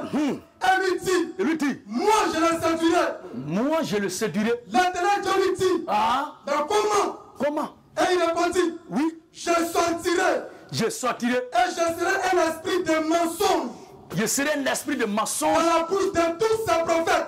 Donc à vous qui suivez les faux prophètes, à vous qui suivez les prophètes menteurs, à vous qui suivez les prophètes pacotis, à vous qui suivez ces ouvriers de malédiction, de mensonges, vous devez comprendre maintenant le plan que Dieu a résolu au ciel pour des gens qui vont mourir dans une telle foi.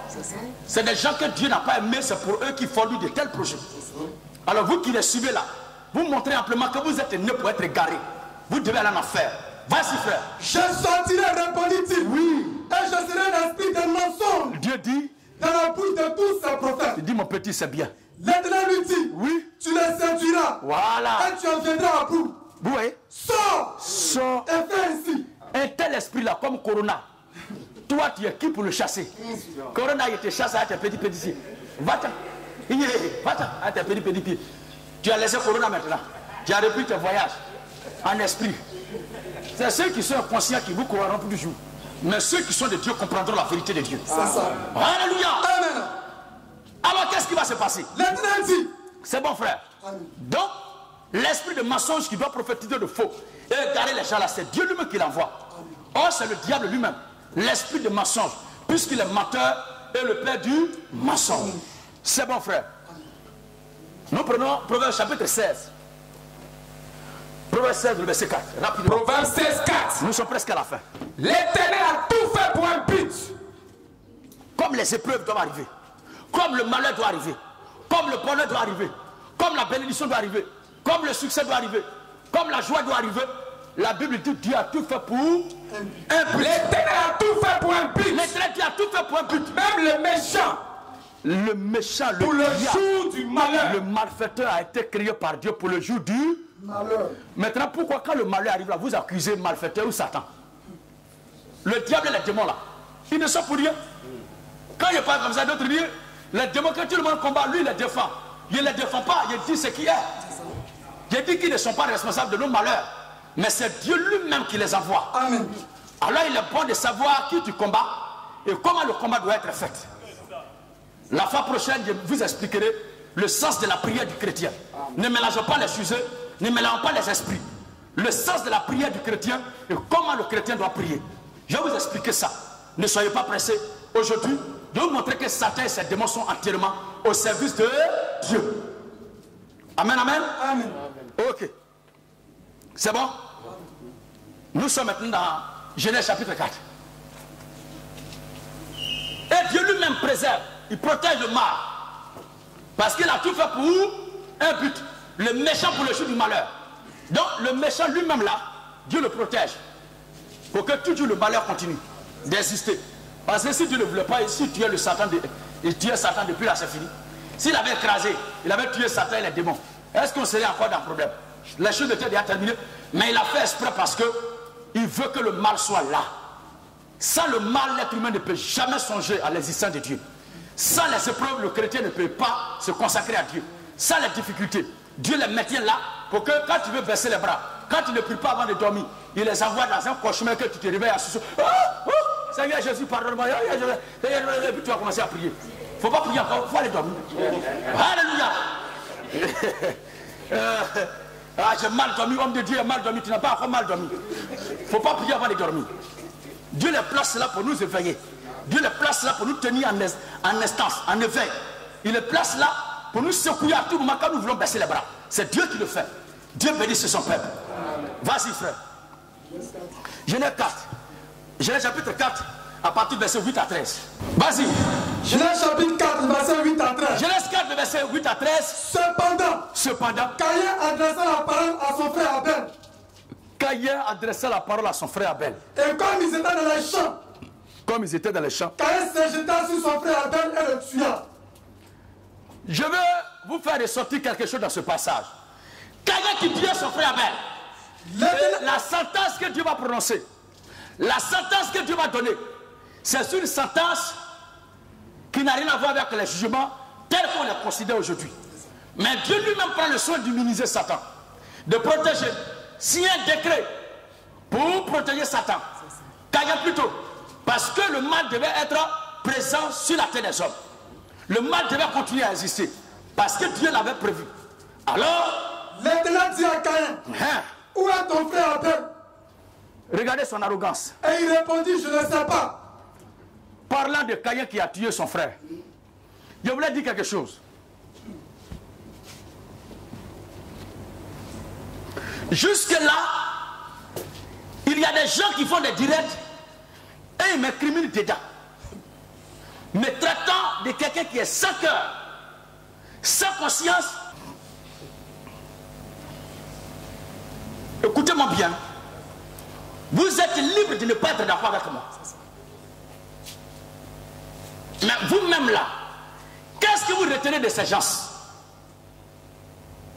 Est-ce qu'ils sont réellement en deuil? Est-ce qu'ils sont vraiment en deuil? Et même là, ils prouvent par leur attitude. Pas que j'accuse, mais je dis, je constate. Et par leur façon de faire, que c'est un rituel, un sacrifice qu'ils ont fait.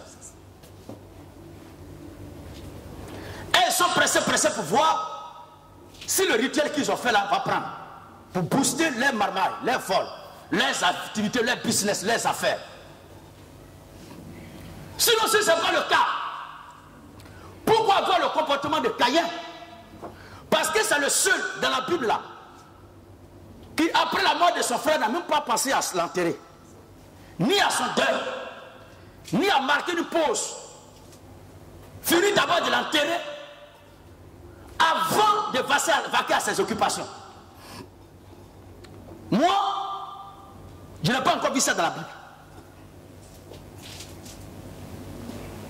Je n'ai pas encore vu ça dans la Bible où un serviteur de Dieu, où un homme de Dieu a perdu un proche qui mène le même combat que lui, qui est à ses côtés, qui le suit, son compagnon de lutte, et puis brusquement comme ça lui dit rien, et son corps est encore couché là, et il continue ses affaires.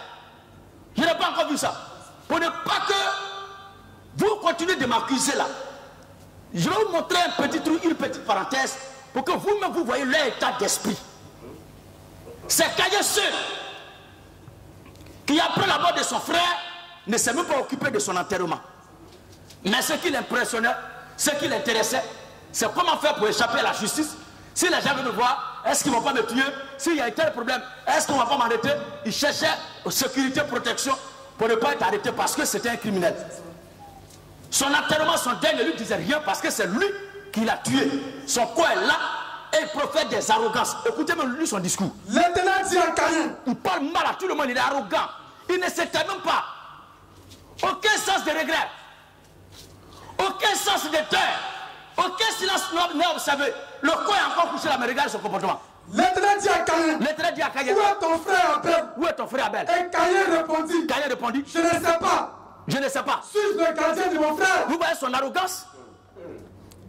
On demande juste qu'est-ce qui est arrivé à ton frère. On demande juste les motifs, les conditions de la mort de son frère. Regardez comment il est insolent, comment il est arrogant, comment il est orgueilleux. Il ne s'occupe même pas. Le regret, aucun sens de deuil, jamais né dans sa vie. Mais regardez la suite. Et Caïn répondit, je ne sais pas. Je ne sais pas. Suis-je le gardien de mon frère? Mais vous étiez deux. Et Dieu dit, vous avez toujours marché ensemble. Vous étiez tous dans les mêmes affaires. Il est mort là. On veut comprendre pourquoi. Comment il est mort. Ça est devenu problème. Tu commences à parler mal à Dieu. Tu l'insultes. Tu es arrogant. Tu menaces tout le monde. Oui, frère. Et Dieu dit, quand tu fais, la voix du sang de ton frère crie de la terre jusqu'à moi. Donc le sang du juste, de l'innocent qui a été tué, pleure. Maintenant, son sang crie vengeance. Toute la famille pleure. On cherche à comprendre. Et toi, ça ne te dit rien, c'est l'arrogance qui est ton problème, Caïn. Pourquoi as-tu tué Abel? Dans quelles conditions? Quelles sont les circonstances de sa mort? Pourquoi le sang de regret ne t'anime même pas? Son corps est encore là, déjà tu profères des paroles arrogantes. Regardez la suite. Et Dieu dit, quand tu fais. Dieu a dit, quand tu fais. La voix du sang de ton frère crie de la terre jusqu'à moi. Oui. Maintenant, tu seras maudit de la terre. Oui. Il a ouvert sa bouche pour recevoir de ta main le sang de ton frère. Regarde la démarche qu'il va adopter. Quand tu cultiveras le sol, il ne veut pas rester tranquille. Il finit sa richesse. Afin d'enterrer son frère, ça ne lui dit rien. Mais c'est les activités, les affaires qui l'intéressent. Voyez, vous-même. Tu seras errant et vagabond sur la terre. Voilà. Caïn dit à l'Éternel. Il ne pleure pas, hein. Il ne répond pas des circonstances de la mort de son frère là. Il ne s'occupe pas de l'enterrement. Il ne s'occupe pas du deuil. Il ne garde pas le silence. Mais regardez le dossier qu'il va introduire. Caïn dit à l'Éternel. Caïn dit à l'Éternel. Mon châtiment est trop grand pour être supporté. Mon châtiment est trop grand pour être supporté. Voici. Je ne peux pas supporter ça là. Je vais me taire depuis. Ça là, c'est trop. Tu me chasses aujourd'hui. De cette terre. Je serai caché loin de ta face. Mais le mal, la mort de ton frère là, pourquoi tu ne te prononces pas dessus? Je serai errant et vagabond sur la terre. Pourquoi tu ne t'occupes pas de son enterrement? Si tu n'es pour rien, pourquoi tu ne te calmes pas un peu, finis d'abord ses obsèques pour aller voir Dieu et poser maintenant ce que tu veux? Mais c'est parce que le criminel n'a jamais regretté son acte. C'est ça qui est la vérité. Le corps est là et on continue de faire bruit. Regardez Caïn maintenant. Ouvrez les yeux, vous verrez Caïn. Je serai errant. Je serai errant. Et vagabond sur la terre. Oui.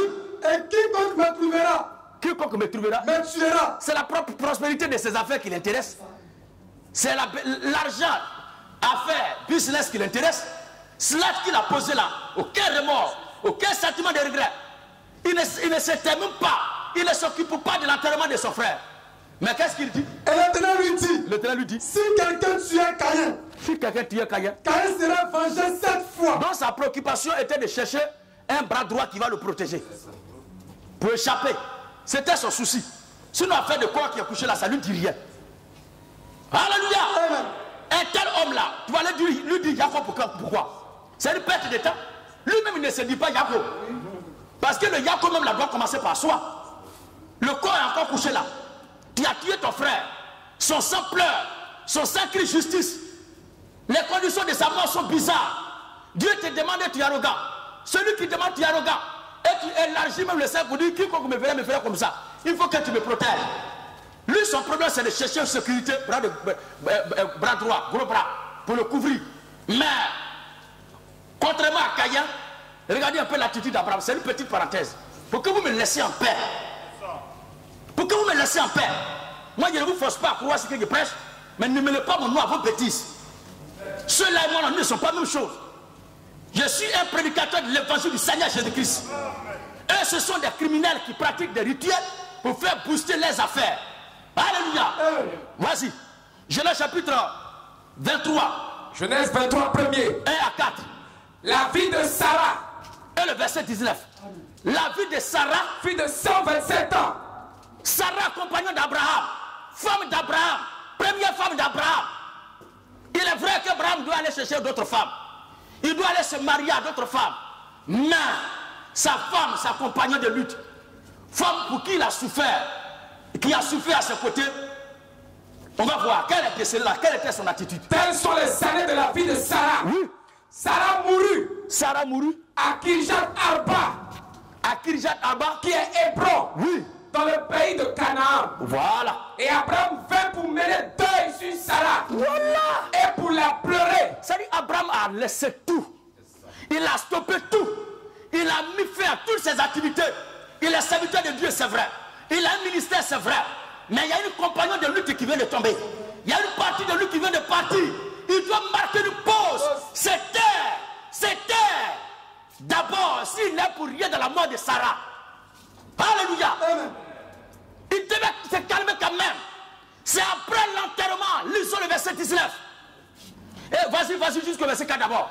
Abraham fait pour mener deuil. Oui. Sur Sarah. Sur Sarah. Et pour la pleurer. Pour la pleurer. Abraham se leva de devant son mort. Oui. Et parla ainsi au fils de Heth. Les démarches qu'il a faites là, pour vous épargner de la longue lecture, vous-même chez vous à la maison, lisez très bien le chapitre 23 là. Vous verrez que les démarches qu'Abraham a faites, c'était pour chercher comment enterrer sa femme. Et durant cette période-là, il était dans le silence.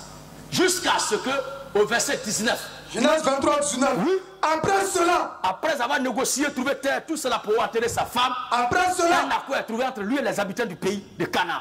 Oui. Abraham enterra Sarah, sa femme. Abraham enterra Sarah, sa femme. Sa femme. Dans la caverne du champ de Macpéla. Voilà. Vis-à-vis des Mamré. C'est après l'enterrement maintenant. Il y a Hébron dans le pays de Canaan. C'est après l'enterrement maintenant que Abraham a continué son chemin. Amen. Il a réprimé ses affaires. Il est allé maintenant au chapitre 25 là-bas pour aller chercher une femme qui s'appelait Ketura. Voici qui est clair. On ne doit pas se livrer à du banditisme. Et moi je dis, vous voulez forcément associer mon image à de telles personnes. Regardez encore les enfants d'Israël. À la mort de Jacob, même Pharaon, un païen qui ne connaissait pas Dieu. Pharaon, un homme sans Dieu, sans foi. Regardez ce qu'il fit pour les Hébreux. Genèse chapitre 50, le verset 1 à 7. Genèse 50 premier. 1 à 7 et 10 à 14. Joseph se jeta sur le visage de son père. Quand Jacob est mort, comme Joseph n'était pour rien, dans la mort de son père, et que c'est un être cher qui vient de partir, et ça lui a fait mal. Regardez l'attitude de Joseph se jeta sur le visage de son père. Oui. Pleura sur lui. Et le baisa. Il ordonna au médecin. À son service d'embaumer son père. Et les médecins embaumaient Israël. Voilà. 40 jours s'écoulaient ainsi. 40 jours s'écoulaient ainsi. Et fut employé à l'embaumer. Oui. Et les Égyptiens le pleuraient. C'est quand même un temps. Ils ont marqué une pause pour pleurer Yaakov. C'est quelqu'un de cher qui vient de partir, dont il regrette beaucoup le départ. Oui, frère. Et les Égyptiens le pleuraient 70 jours. Même les païens qui n'étaient pas concertés étaient impliqués. Les Égyptiens étaient impliqués et pleuraient Sarah et pleuraient Jacob 70 jours. Quand les jours du deuil furent passés, oui, Joseph s'adressa aux gens de la maison de Pharaon. Qu'est-ce qu'il demandait? Et leur dit, si j'ai trouvé grâce à vos yeux, si j'ai trouvé grâce à vos yeux, rapportez, je vous prie, à Pharaon, dites à mon patron ce que je vous dis. Oui. Mon père m'a fait jurer en disant, oui, voici je vais mourir. Voici je vais mourir. Tu m'enterreras dans le sépulcre que je me suis acheté au pays de Canaan. Voilà. Je voudrais donc y monter. Pour enterrer mon père. Et je reviendrai. Après avoir pleuré les 70 jours là, les démarches à faire sans faire bruit, c'est de demander permission d'avoir aller ensevelir son père. Parce que c'est quelqu'un de cher qui est couché là. Maintenant, Pharaon répondit, monte et enterre ton père. Même le païen, même lui, a accordé un droit d'aller faire son deuil. Comme il te l'a fait jurer. Il s'est tué un temps. Joseph a mis une pause à sa fonction de premier ministre de l'Égypte pour aller pleurer son père, pour aller enterrer son père. Verset 10 à 14. Genèse 50, 10 à 14. Oui. Arrivé à l'heure d'attente, oui, qui est au-delà du Jourdain. Qui est au-delà du Jourdain. Il fit entendre de grandes et profondes lamentations. Voilà. Et Joseph fit à l'honneur de son père. Joseph fit à l'honneur de son père. Un deuil de 7 jours. Un deuil de 7 jours. Un deuil de 7 jours. 7 jours. Les habitants du pays. Oui. Les Cananéens furent témoins de ce deuil. Voilà. Dans l'air d'attente. Dans l'air d'attente. Et dit. Voilà un grand deuil. Voilà un grand deuil. Parmi les Égyptiens. Parmi les Égyptiens. C'est ainsi que les fils de Jacob. C'est ainsi que les fils de Jacob. Ils exécutèrent les ordres de leur père. Après avoir. Et ils les transportèrent au pays de Canaan. Voilà. Et l'enterrèrent dans la caverne du champ de Macpéla. Voilà. Qu'Abraham avait acheté. Voilà. Joseph, après avoir enterré son père, c'est après maintenant avoir enterré son père, retourna en Égypte avec ses frères pour reprendre ses fils. Et tous ceux qui étaient montés avec lui. C'est dans le cadre seul d'un païen, un homme qui était étrange, c'est-à-dire qu'il ne partage pas la même conviction que toi. Quand il meurt là, la Bible dit, laissez les morts enterrer leurs morts. À moins que vous-même vous ne dites que c'est un démon qui était à vos côtés qui est parti. Voilà. Il faut quand même prendre un temps de deuil pour la mémoire et le respect des parents de la famille de la personne qui est décédée. Puisque c'est ce que vous avez toujours fait croire aux gens. Des individus qui ont un comportement comme s'ils ont fait un sacrifice et qui sont pressés pour voir si le sacrifice a pris pour faire booster leurs affaires. Ils sont en train de se pavaner, écrire sur tous les toits. L'un de lui là, telle chose ici, telle chose ici. Vous voulez forcément, moi, m'écriminer de n'avoir pas dit Yahweh à ces individus. C'est parce que Dieu voyait de loin qui sont ces gens-là. Et ce qu'ils ont fait, c'est pourquoi il n'a jamais voulu que j'associe mon image à ces gens-là. Alléluia. C'est pour que vous comprenez qu'ils ne sont pas la même chose. Regardez encore Jacob lui-même. Quand sa femme Rachel est décédée, Genèse 35, le verset 20 à 16. 16 à 20, 16 à 20. Genèse 35, 16 à 20. Oui. Et il partit de Bethel. Il partit de Bethel. Et il y avait encore une certaine distance. Il y avait encore une certaine distance. Jusqu'à Ephrata. Jusqu'à Ephrata. Lorsque Rachel accoucha. Et elle eut un accouchement pénible. Elle a eu un accouchement pénible. Et pendant la douleur de l'enfantement. Pendant la douleur de l'enfantement. La sage-femme lui dit. La sage-femme lui dit. Ne crains point. Ne crains point. Car tu as encore un fils. Car tu as encore un fils. Et comme Rachel allait rendre l'âme. Comme Rachel allait rendre l'âme. Quand elle était mourante. Quand elle était mourante. Rachel lui donna le nom de Benoni. Oui. Mais le père l'appela du nom de Benjamin. Benjamin, oui. Rachel mourut. Rachel mourut. Et Rachel fut enterrée. Ça dit, il a pris d'abord le temps de l'enterrer. Sur le chemin d'Ephrata qui est Bethléem. Voilà. Et Jacob. Oui. Il éleva un monument. Sur son sépulcre. Il a fini d'abord de faire la tombe, d'enterrer d'abord sa femme. Voici comment ça se passe. Mais les gens, oui, oui. Ainsi Jacob partit de là. Après l'enterrement maintenant, il a repris son chemin, il a repris ses affaires. Et dressa sa tente au-delà des Migdal. Voilà qui est clair. Amen. Vous voulez forcément associer mon image à ces gens? Moi-même, je ne fais pas de ça une obligation. Mais quand mon père est décédé là, j'ai pris le temps, mes frères, d'abord on a fini de pleurer, l'enterrer. C'est après l'enterrement qu'on a repris nos affaires spirituelles, le combat. Parce que ce n'est pas n'importe qui, un étranger, une personne étrange à cette lutte qui vient de partir. Il faut marquer une pause. Même j'habite dans ce pays et dans le monde, quand les personnages politiques meurent dans un parti politique, tous les membres du parti prennent un temps de quart et un cessez de nos parutions publiques. Tous les acteurs de ce parti-là doivent se taire pour mener quand même le cœur. Même les footballeurs, quand un joueur décède là, et ça dit, toute l'équipe, tout le terrain doit observer une minute de silence. Qui sont ces gens de prédicateurs? Qui sont ces gens de croyants? D'où viennent-ils? Des gens 5 heures à la conduite des criminels, des guerres déséquilibrés, qui souffrent même d'une sudation morale. Et ils sont là, ils se font passer pour homme de Dieu. Et moi je dis mon nom dans leur bouche à chaque fois. Laissez mon nom tranquille. C'est une honte, je vous le dis. C'est une honte d'entendre mon nom chaque fois dans votre bouche. Et ça me fait très mal quand les gens pensent que vous et moi, nous sommes la même chose. Et que je dis à ces gens-là, c'est la même chose. Ça me fait très honte. C'est honteux d'entendre mon nom dans votre bouche. Laissez mon nom tranquille. Vous avez fait quelque chose, vous attendez que ça démarre. Allez-y revoir votre marabout. Si jusque-là vous forcez, ça ne démarre pas là. Laissez mon nom. Laissez-moi en paix. Je suis en train de mener la lutte avec mes frères. dans la voie du Seigneur pour délivrer les âmes de Dieu et les ramener à Christ. Alléluia. Amen. Même quand Lazare est mort, le Seigneur Jésus-Christ même a marqué une pause d'abord. Lazare est mort. Jésus a pleuré. Et il n'a pas laissé affaire de Lazare pour continuer. Il a réglé ça d'abord. C'est après avoir fini avec l'histoire de Lazare que le Seigneur a repris son chemin. Je ne sais pas d'où vient ce que vous faites là. Et forcément, on veut me coller à vous. Abat les faux pasteurs. Abat. Les pasteurs sacrificateurs. Abat. Les pasteurs brouteurs. Ils pratiquent des actes occultes pour faire prospérer les affaires de broutage spirituel. Des gens comme ça, on veut moi m'associer à eux. Matin, midi, soir, mon nom est dans votre bouche. Laissez mon nom en paix. Laissez mon nom en paix. Laissez mon nom en paix. Et arrêtez de dire que je suis sans cœur, sous prétexte que je ne suis pas allé dire, il y a quoi ces gens-là? Ces gens-là, vous êtes ceux qui méritent, il y a quoi? Ils n'ont aucun regret. Le corps est couché là. Regardez-vous même dans les Écritures. C'est uniquement que dans le sens de l'Égyptien, Pharaon, qu'elle a été englouti par Dieu, que les enfants d'Israël n'ont éprouvé aucune pitié et ils ont continué à chanter, faire des bruits partout. Quand un homme sait ce qu'il a fait, c'est comme ça qu'il se comporte. C'est Caïn seul qui, le corps de son frère couché là, qui parlait mal à Dieu, il parlait avec arrogance aux parents même, menaçait tout le monde. Ouvrez les yeux, vous verrez que Caïn est actuellement dans notre temps. À chaque époque, il y a son Caïn et il y a son Abel. Amen. Et tous les souhaits, c'est d'exciter pour qu'on me tue. Mais l'homme ne meurt qu'en son temps. La mort d'Abel n'est pas survenue par hasard, mais c'est le temps indiqué de Dieu. Mais avant que je ne quitte ce monde, je vous dirai la vérité de Dieu. Amen. Alléluia. Abat les esprits caïniques. Abat les esprits criminels.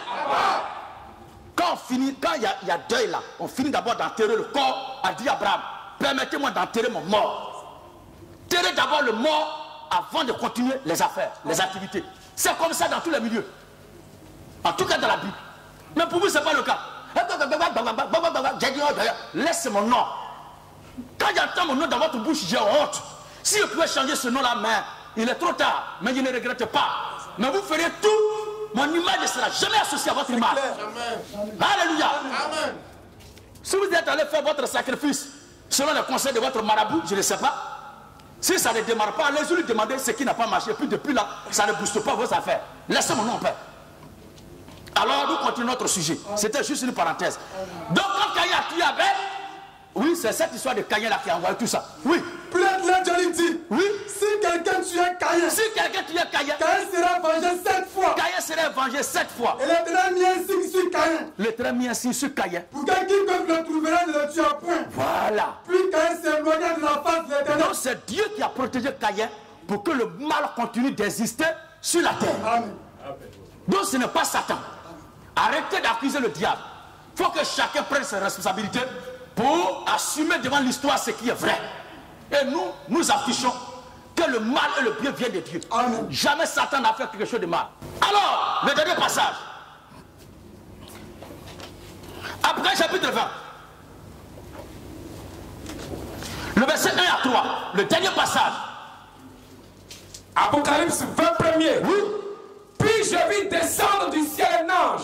Je voulais montrer par cet enseignement que Satan et ses démons sont au service de Dieu.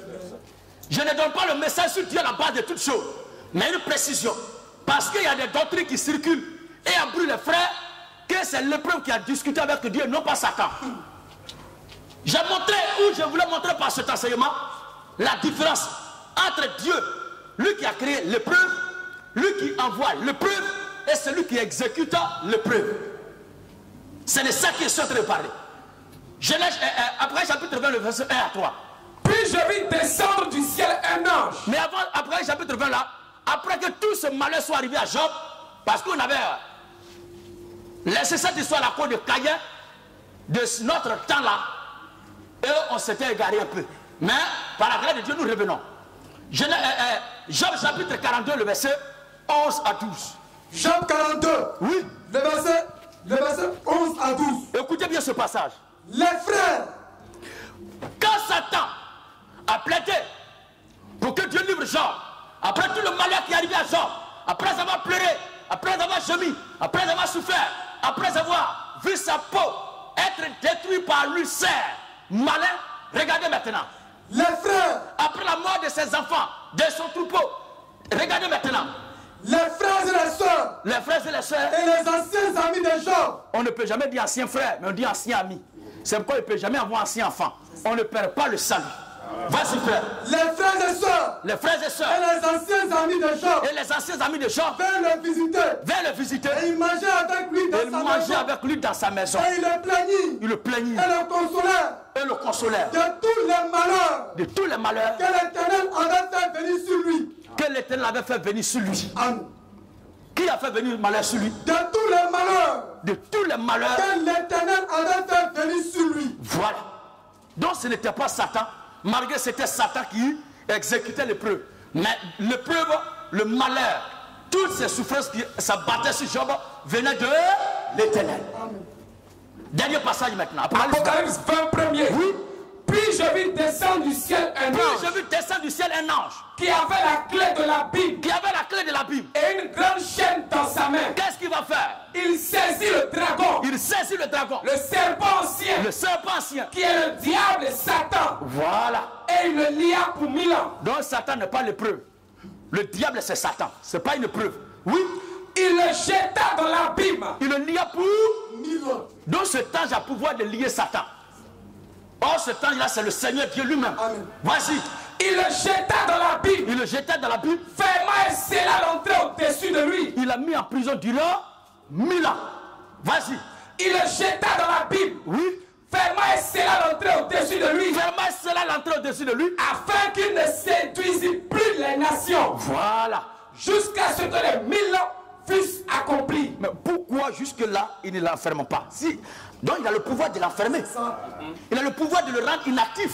Dieu a le pouvoir d'empêcher Satan de travailler. Il a le pouvoir de l'enfermer. Il a le pouvoir de l'enfermer, de l'enchaîner, de le mettre dans un égout et fermer la porte par-dessus lui. Et pourquoi jusque-là il ne le fait pas? Il ne le fait pas parce qu'il y a un temps qu'il a prévu pour toutes choses. Parce que la Bible dit il y a un temps pour toutes choses. Le méchant lui-même a été créé pour un but précis. Aussi longtemps que le nombre de dégâts qui doivent être commis sur la terre de la part de Dieu par Satan et ses démons ne sont pas encore totalement accomplis, tous les démons seront actifs et vont travailler sous l'ordre de Dieu. Alléluia. Après les 1000 ans, après cela, il faut qu'il soit délié pour un peu de temps. Voilà. Donc le même qui le lie, c'est le même qui va le délier pour un peu de temps. Dans ça là, vous allez le comparer à qui? Vous allez comparer Dieu à qui? À un tel individu que lui-même va lier, il va délier. Arrêtez de faire peur aux gens et de faire croire que Dieu est un ennemi qui serait capable un jour de renverser la tendance. Notre Dieu est souverain, il n'a pas d'adversaire, il n'a pas d'ennemi, il n'a pas quelqu'un qui soit capable de contester ses décisions. Tout ce que le Seigneur décide, il accomplit et il manifeste pleinement sa volonté. Oui, parce que la vérité de Dieu est ce qu'elle est et c'est ce que nous venons de vous lire ce matin. Sur ce, que la paix de Dieu soit sur chacun de nous et que la peur de voir constamment un Satan capable